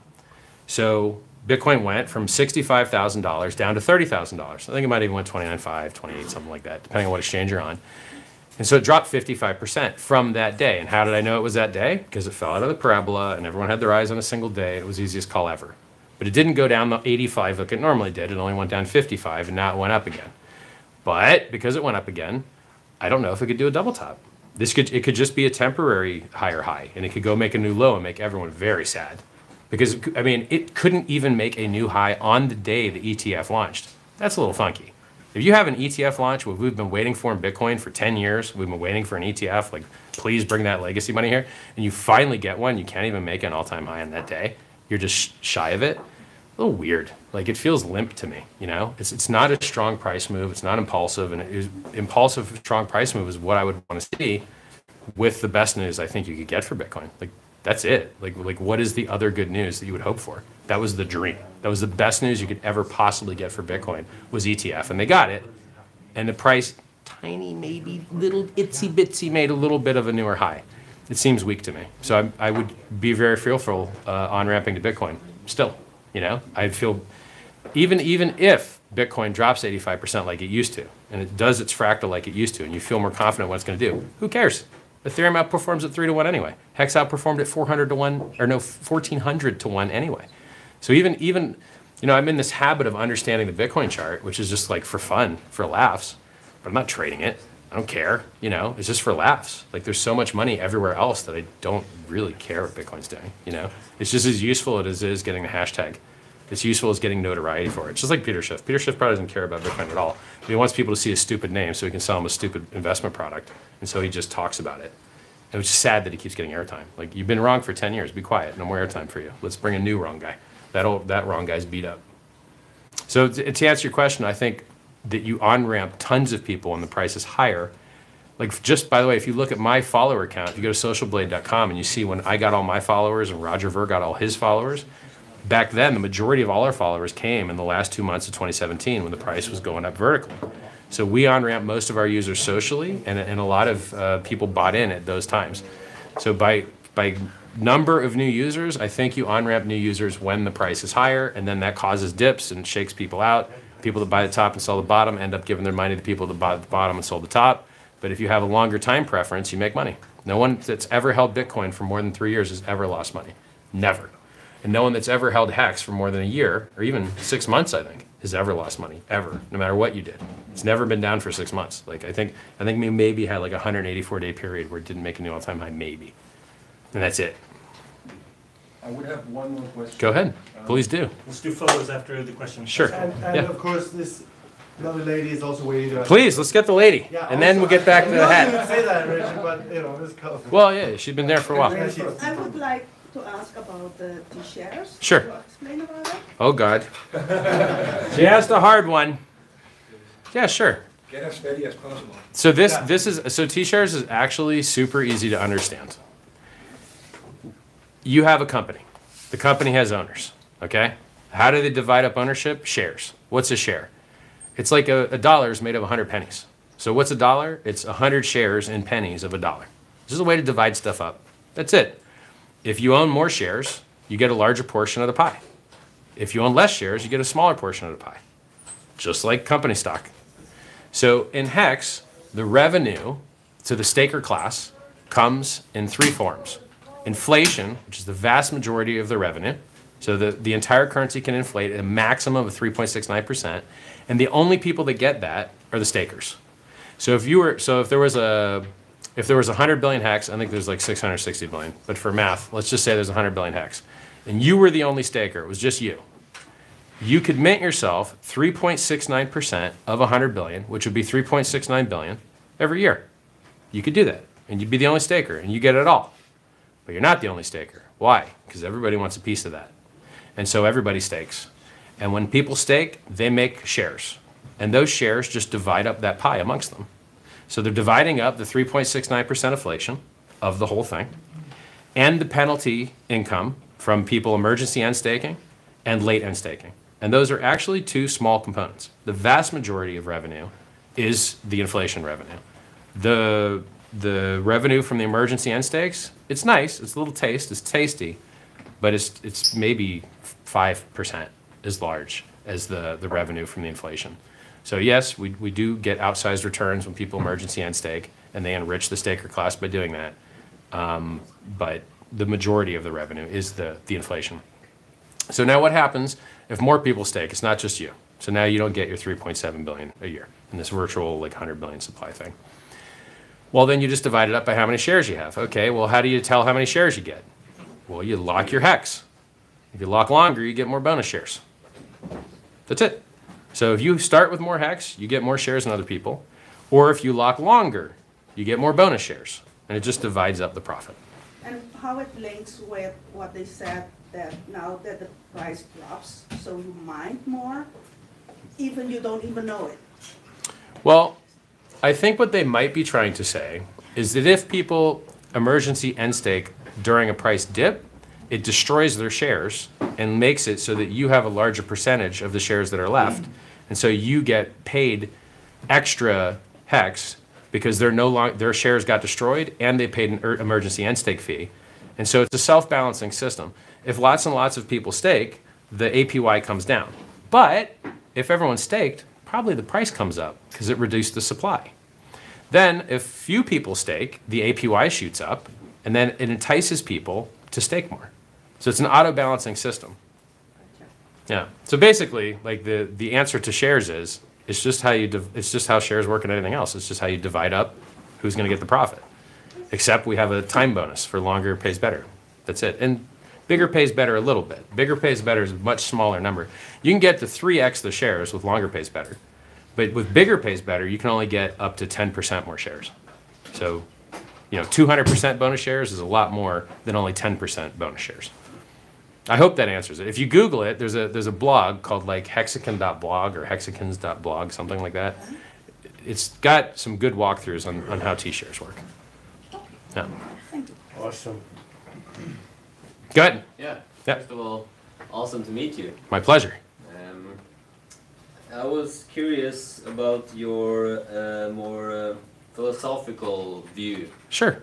Where do you see, like, is the end goal? Global domination. For it. Totally vertically integrated. You never have to look at another cryptocurrency. You process your transactions with PulseChain. You on-ramp through some exchange, a Hexicon or PulseChain or some other awesome guy founds. We don't know who it might be yet, but hopefully someone does.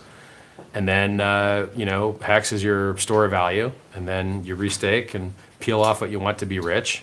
And it just keeps sucking all the liquidity out of the world until we've monetized time and delaying gratification. And, the numbers become quite insane. That's the idea. And it's doable because it's a better design than Bitcoin, it's a better brand than Bitcoin, it's a better name than Bitcoin, it's a better community than Bitcoin, it's better game theory than Bitcoin, it's better price performance, it's a better price chart, it's better uptime. It's vastly superior in every way that I can think of, except liquidity. And by the way, that liquidity is the same reason the price don't go up much, because it's too much for sale. So I will be happier once we have surpassed Bitcoin and the last one or two remaining things it has left to surpass. I'll feel good about that. Will that stimulate, will that help everyone? Well, it'll help most of the people that participated, but the people that didn't participate may be jealous. So for them, they may have feelings of angst or feeling left out or ROMO, regret of missing out. Fuck those guys. I'm up here screaming about it for a couple years. If you couldn't find the time to listen, now you have to watch us be rich. Sorry. No. Sure. Yeah. Okay. Pat, you got another question? Oh, wait. Yeah, No. I didn't want to cut you short. Did you have something else? It was just general, because I'm thinking, like, if the tide rises, it'll... It does. It is true. So, look, people, I said that Bitcoin would go back to 10,000 bucks because I thought it was parabola. It didn't. It made a new all-time high. I also said, look, if the chart could do something different, it ain't done before. So it did that. Fine. It only dropped 55 instead of 85. Okay. It's doing new stuff. Cool. I'm happy to learn from it. Am I getting liquidated? No. Is anybody that I advise getting liquidated? No. Are we opening up shorts? No. There's no money in that. So we're doing all the stuff where there's money in. You know what there's a lot of money in? People selling their very expensive Bitcoin for HEX.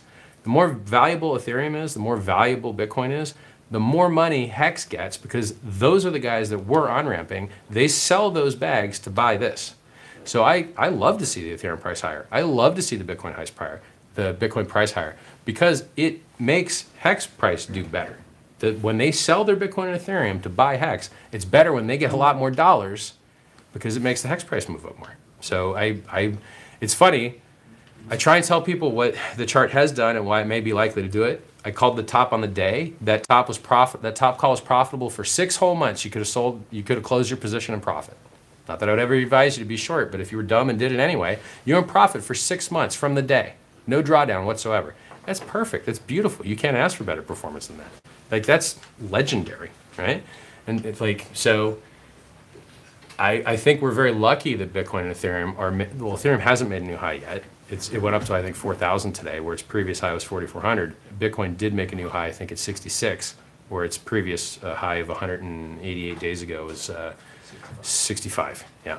So it's a very weak higher high, like a day after the ETF. But hey, you know what? I hope it keeps going up. We all make more money. Quick last. Just, go ahead. Good. I don't have 1 million followers, but I have 17,000. Would Good. you be up for an interview? Probably. Okay. Probably. Depends on if they're real followers or not. I got to look how many comments you get. All right. I got to see what your actual engagement looks like. Gotcha. Thanks, Thank man. You. Go. One last question. Yeah. So I've let's say, told many friends about HEX Yep. for a long time. Yep. And I think people are naturally hesitant Sure. to crypto, some kind of crypto project that they've Yep. never heard about. Sure. And then they look at charts, and the HEX charts goes up and to the right. Yes. Right? True. But what I have basically, and what has amazed me personally the most during all the time of HEX, is actually how you develop this game theory. It's good stuff. Especially the emergency unstake. Yep. Because you said in one or the other video, you said volatility up, emergency unstakes. Yep. People are going to cash it. Yep. Volatility down, yep. Emergency unstakes again. And what I personally like almost the most is like the people that lose their codes or go to heaven, if you will. Yeah. Like they're slowly being bleeded out again to the stakers. Yeah. So and people that get hacked. Actually caught the people the most talking about HEX when I tried to explain it. Right. Was this game theory and the design of it, which is just incredible. You must have smart friends. If you could explain a little bit. Well, I mean, look, I used every trick in the book, right? I was like, I looked at legacy finance and I said, what type of design patterns is legacy finance using to be profitable? Well, if you don't end your CD when you're supposed to, they re-roll you at a worse rate. Okay, well, there's a dark pattern. Okay, if you try and pull your money out early, they penalize you. Okay, there's a dark pattern. Okay, now what's the problem with those dark patterns? They just benefit the bank, not the users. But in our system, it benefits the people that did what they said they were going to do. That's wholesome. So if you did what you said you're going to do, you're going to be benefited by people that lied about what they were going to do. Sounds fair to me. And so in our system, you get to be the Fed and print yourself new inflation out of thin air. You get to be the bank and profit from other people's bad decisions. You get to be the person that mints your own rewards, in charge of your own finances. No one else in the world can do it for you. There's so many awesome things that are in this that don't exist anywhere else in the world. I mean, maybe some of these components exist a little bit in like mining, but in mining, you got to beg the mining pool to let you join. You got to beg the mining hardware manufacturer to send your hardware in an okay time. You got to beg the electricity company to sell you electricity at an okay rate. There's a lot of begging going on, and those guys tend to lose money. So, and there's huge negative externalities. They're blowing up the environment. They're just nuking it. I know. Look, I used to mine Bitcoin. I know what my electric bill. I know what my electric bill looked like before and after the mining. It was way higher after. So, you know, there's the best game theory, the best logo, an OK founder, the best price performance, the best price chart, the gatekeeping, which keeps the price lower for better entry now. The 40% APY 10,000x price performance. That's a very tight, very short, unique benefit statement. Hard to beat that. There's just even the imagery, the hexagon is the most futuristic shape. If you look at any futuristic movie, it's covered in hexagons. So all of these things combine into what I believe is a perfect storm for price appreciation. I really, truly believe that HEX is very early in its price performance. And I think if you were impressed with 1,000,000%, 10,000x, you'll be really impressed with 100,000,000%. So, want to do photos? Photos! Let's take photos. How do you want to do it? Up here. There's no way everybody's fitting up here, bro. Good. So why does the staked HEX disappear from circulation? Well, it doesn't really. So if you go to etherscan.io, it's no longer counted as ERC20 supply, but it is instead counted as something called allocated supply. So if you click read contract and read the allocated supply, it's there. So it's not, it hasn't really disappeared, it's just moved into the allocated supply count instead of the ERC20 total supply count. It was a design decision. We could have done it the other way, but we chose that way. Great, thank you. My pleasure. How's the stream? No, I don't want to cut the stream. Come on, you want a photo? Come on out. Who wants to be in a picture? Are we gonna have a group photo or what are we doing? Whatever you I'll want. take a solo picture. You guys, let's do a group one first. Where can we fit here? We can't all fit. Outside. Okay, so here's what we'll do. We're gonna do solo pictures first because we have okay light here. Then we'll Okay, what do you say? Wonderful light. Thank you. A little light on the film, but wonderful. and then we'll do a group photo outside, and then maybe we'll rev the Ferrari engine a little bit, depending on the rain it is. Yeah. How's that sound, everybody? Oh. Sounds good? First come, first serve. I'm going to zip up my jacket so it's less fat. Is this the camera? Yeah, that's weird. both my daughters were born on like when HEX launched and when Paul sacrificed. And also I got in late. You got a lot of because of Hey there, how are you? This is one of our few female Mexicans. We must protect her.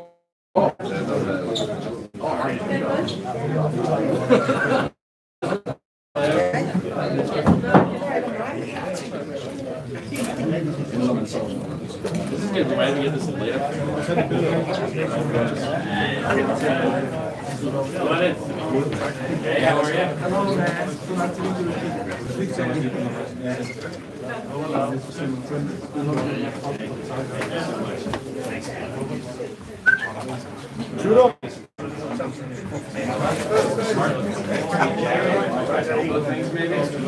Yeah, it does. Oh my God. Professor. No, that. Don't worry about it. I'll come to you. Try to come to you. Don't worry about it. Yeah, there's a lot of gear here. This is awesome. Thanks.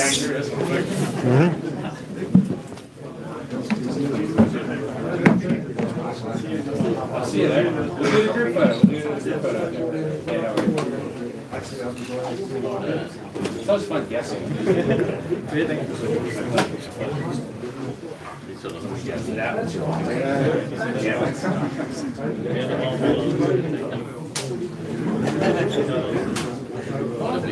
Mr. Biceps. What's up, Biceps? How's it going? Big hair, big biceps.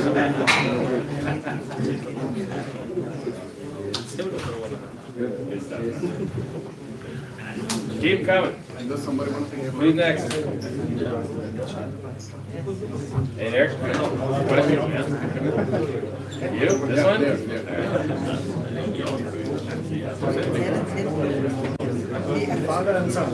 Nice. Come on in. Come on in. Thank you, bro. I love it. You know what? I was in the elevator.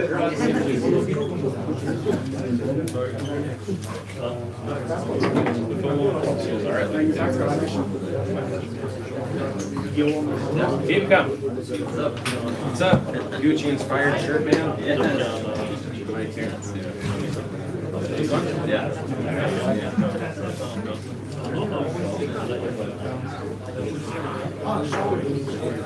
Nice little rolling you got there. Is it? No, it's not. It's like inspired. Hey, come on in. How are you? This one?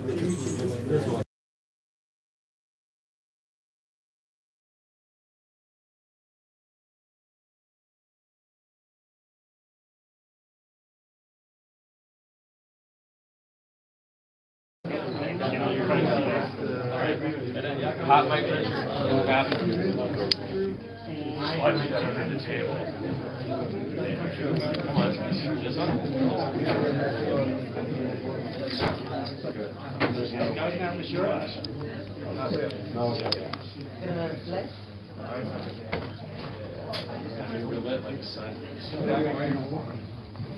Okay, I keep all right, it's too high. Look, Richard, I love this band.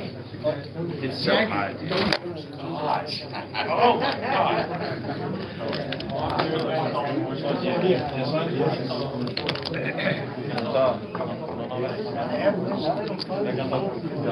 Yesterday, my wife was giving me a hard time and said, oh, it's because of those deals you have bad news. And I said, don't worry, honey. Tomorrow I'll go to Copenhagen and straighten it out. I'm happy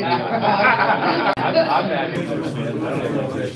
I understand what you're saying. Yeah, right. We believe in the project anyway. We believe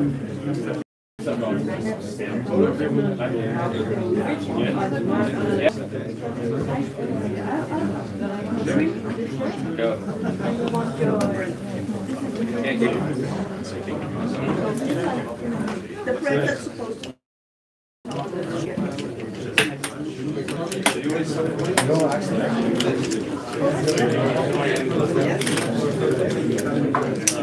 I've never signed a shirt.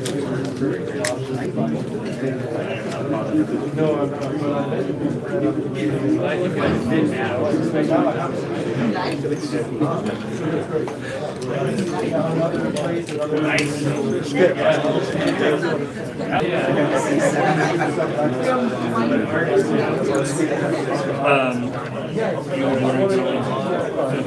Around that corner, you want to try and read some before you present it as it's pitched.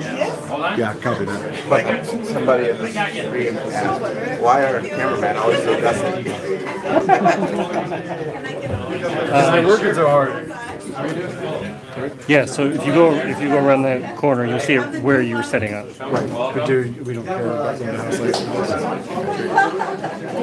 I'd leave that light on last. Right, sure. I'll turn these up. And the NAND lights at the very back. Were you able to pack any of those bags? I packed some. Nothing's all packed, but I've started packing what's there, with the exception of the Joker, because I didn't want to touch anything that I shouldn't. Oh, come on! You can do it.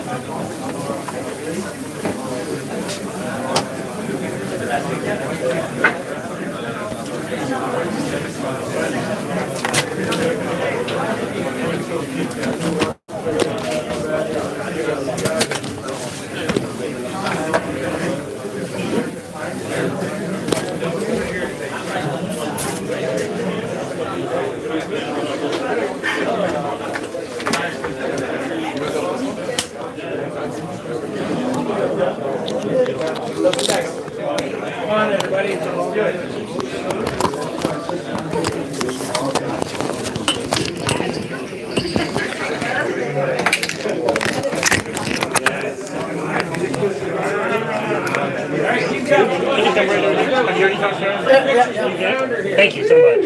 Great question. What are we missing on the light switch? Is this it? It's opposite. Down is up, up is down. Thank you. Talk. That's yours. Or his. Okay.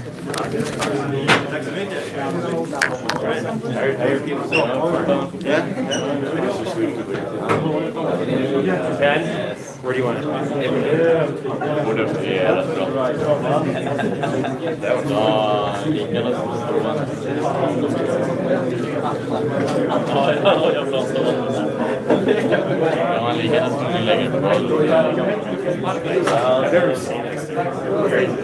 looks good. M1 chip. Not the new one. I got the other one though. Everyone. I want to get some. Yeah, I'm on this one. That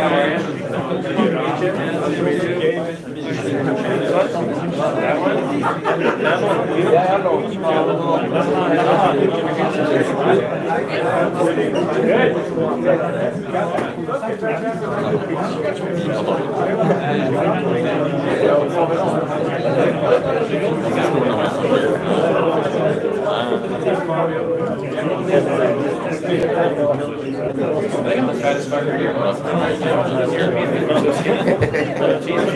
Alright, you skinny bastards, come on in here. Good Dex. Nice shirt, bro. I like it.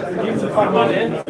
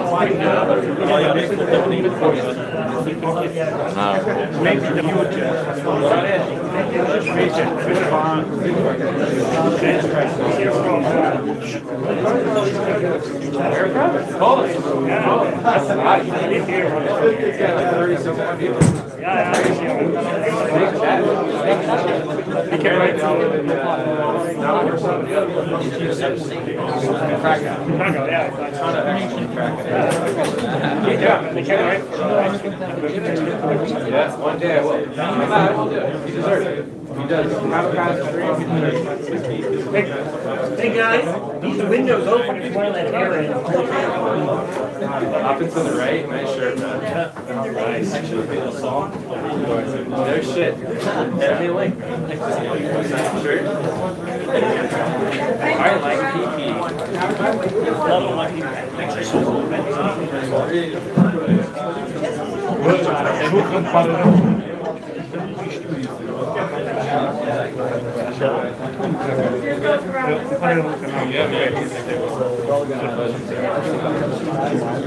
Next, let's go. I want to get that group. Which one is you? This one is.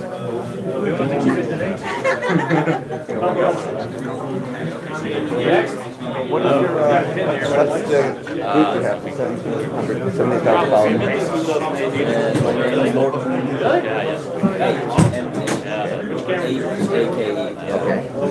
I've been doing YouTube for on and off for 10 years. I was talking to that. Imagine now. Self-inquiry, social experiment. Self-inquiry. What do you mean? Self-exploration. Okay. Might have some big and some. Okay. 50-50. Yeah. Come on in. Nice to meet you. What's your name? Constance.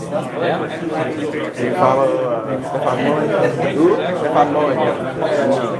Oh, he's really great. Who is that? He's a Canadian guy. He had the world's biggest philosophy. The bald guy. Yeah, but that can be banned from YouTube. Actualized before.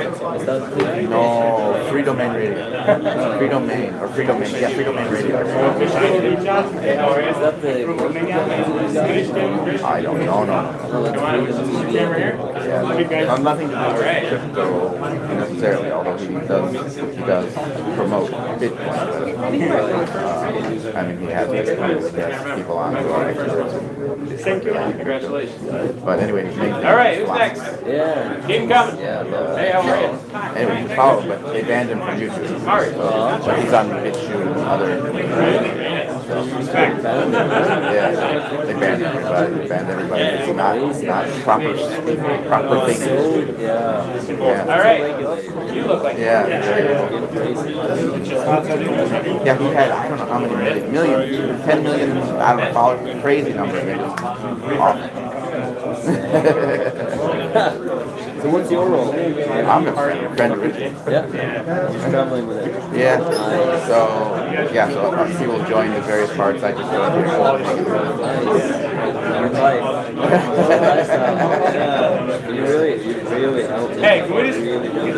Hey, how many more individual photos we got? Like 5 or 6? Let's bag them out quick. We want to get his group photo done. We're fit in the herd here. Wow,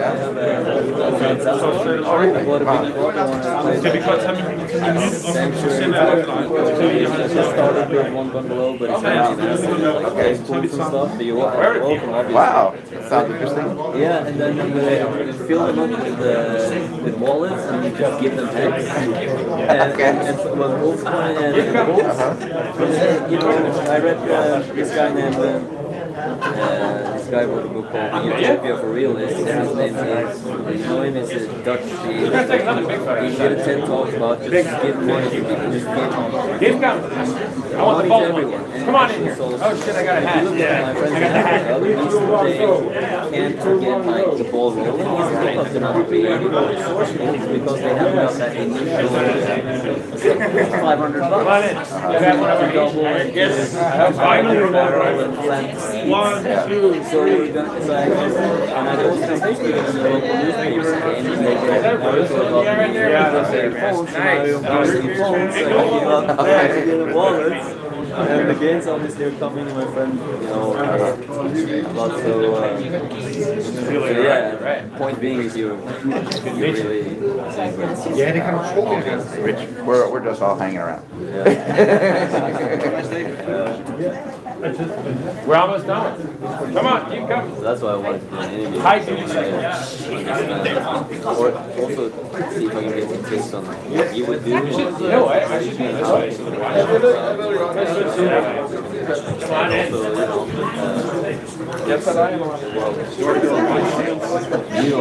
I might be building a factory in Ghana. Really? Yeah. So I'm an entrepreneur. I do high-tech companies. And my latest one is a battery company. Okay. So one of my employees is from Ghana. He's got good connections in Ghana. And now we're working with building a factory in Ghana. Yeah. So Batteries, yeah. So I don't know how far that's going to get, but the process is moving.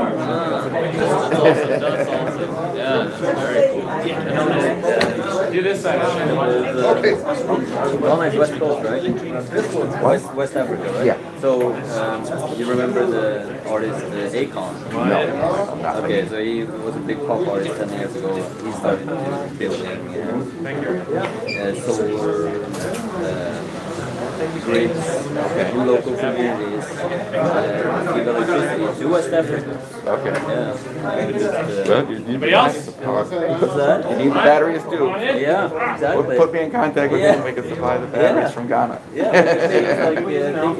Yes. Help like 13 million people. Anybody can do it for electricity, and when they get electricity, they can educate themselves in the evenings. I love a man kind who of raises the tide for everyone that as well. So, you know, that's some kind of just an idea. I'll give you my card. Yeah. Who's next? Anybody else? I don't know where it might lead. We want to bang through this so we can get the group photo. Pleasure to meet you. The cards are cool. You lived here for a while. Yeah, I'm really looking Anybody forward else? to building a factory in Ghana. I have no idea how that's going to go. Dude, yeah, it's a joke.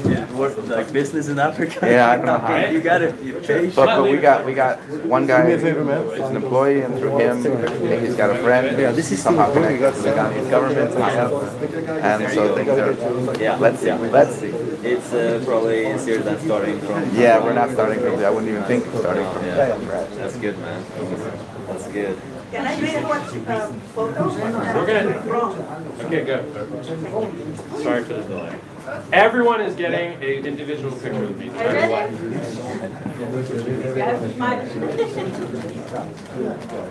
Wow. I will stay here until everyone gets it. Who's next? Anybody else? Oh yeah, we're all waiting. Who's next? High heels. It's your turn. If you want one, come on in. This one, you?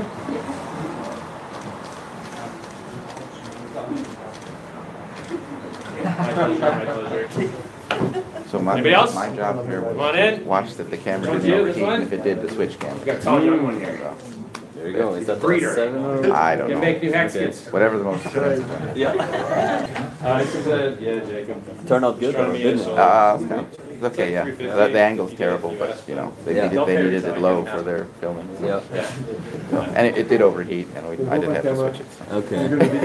How many people watching? Now about 1,100. 1,100 people. Wow. The peak was around 13. Wow. It wasn't too much higher than that.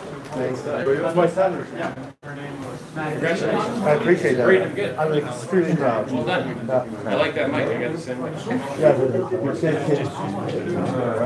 Anybody else? Single photos. If not, we're going to go do a group photo right now. Does that work for everybody? All right, let's look numerous. Everyone inflate yourselves. We look more formidable. It's going to be I'll here? put on my overly hot jacket. Where? We're going out to the courtyard or something? I guess, yeah. It might be good just in the lobby. Well, hey, Patrick, you got this covered? And what should I do with this stuff? Wherever Patrick, the man with the expensive camera is, we go. Richard, should I bring this up? You can try. Bring it out or up? You can try and bring it with you to the photo shoot. Good luck. Yeah. Good luck, use buddy. the bag? I don't think it's going to be that easy. It might not work, but you can try. All right. Oh, you want to cap the bag? Okay, I think I'll bring it up. You need it more. Richard. Richard. I'm ending the stream now and I'm going to shut it down. It's up to you. Well, if you're ending the stream, you're Oh, okay. If you're gonna, but I can't just leave one camera here. I can't carry it all. No, but if you just bring, if you unplug the power, just bring the rest of my phone. Two cameras. I'll help. Right. I'll help. I'll help. Okay. So, fine. And we can kill this. Oh, yeah, really kill it. So now you should be able to transport this. It should just work. See? Yeah, but then we got to carry both cameras or somebody's going to take something. Well, is this yours as well? Yeah, it's all mine, but it should be fine. You want to leave it here? Look, you should be fine like that. All right. You're good for an hour or two. Okay? Yeah. This is I mean, you're not recording right now. But oh, yeah. Should I be recording? Only if you want to record this. Only if you remember it happened. Should I bring this just for like not losing money? I guess so. Okay. I'll just bring this to not lose money then. Here. Stuff.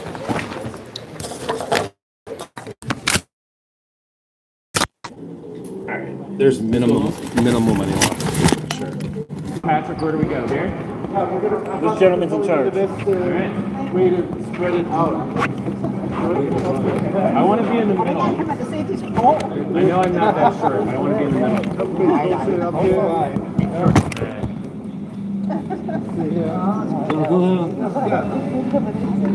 We get the girls in the middle, maybe? Right next to you, perhaps. Oh, hey. It usually works out. This is like an oddly deep. Is everybody here? No. Almost. Ready? Who's taking the picture? I can do it. Here, use this too. I got an extra camera here. I just have a lot of cameras, so I happen to have an extra.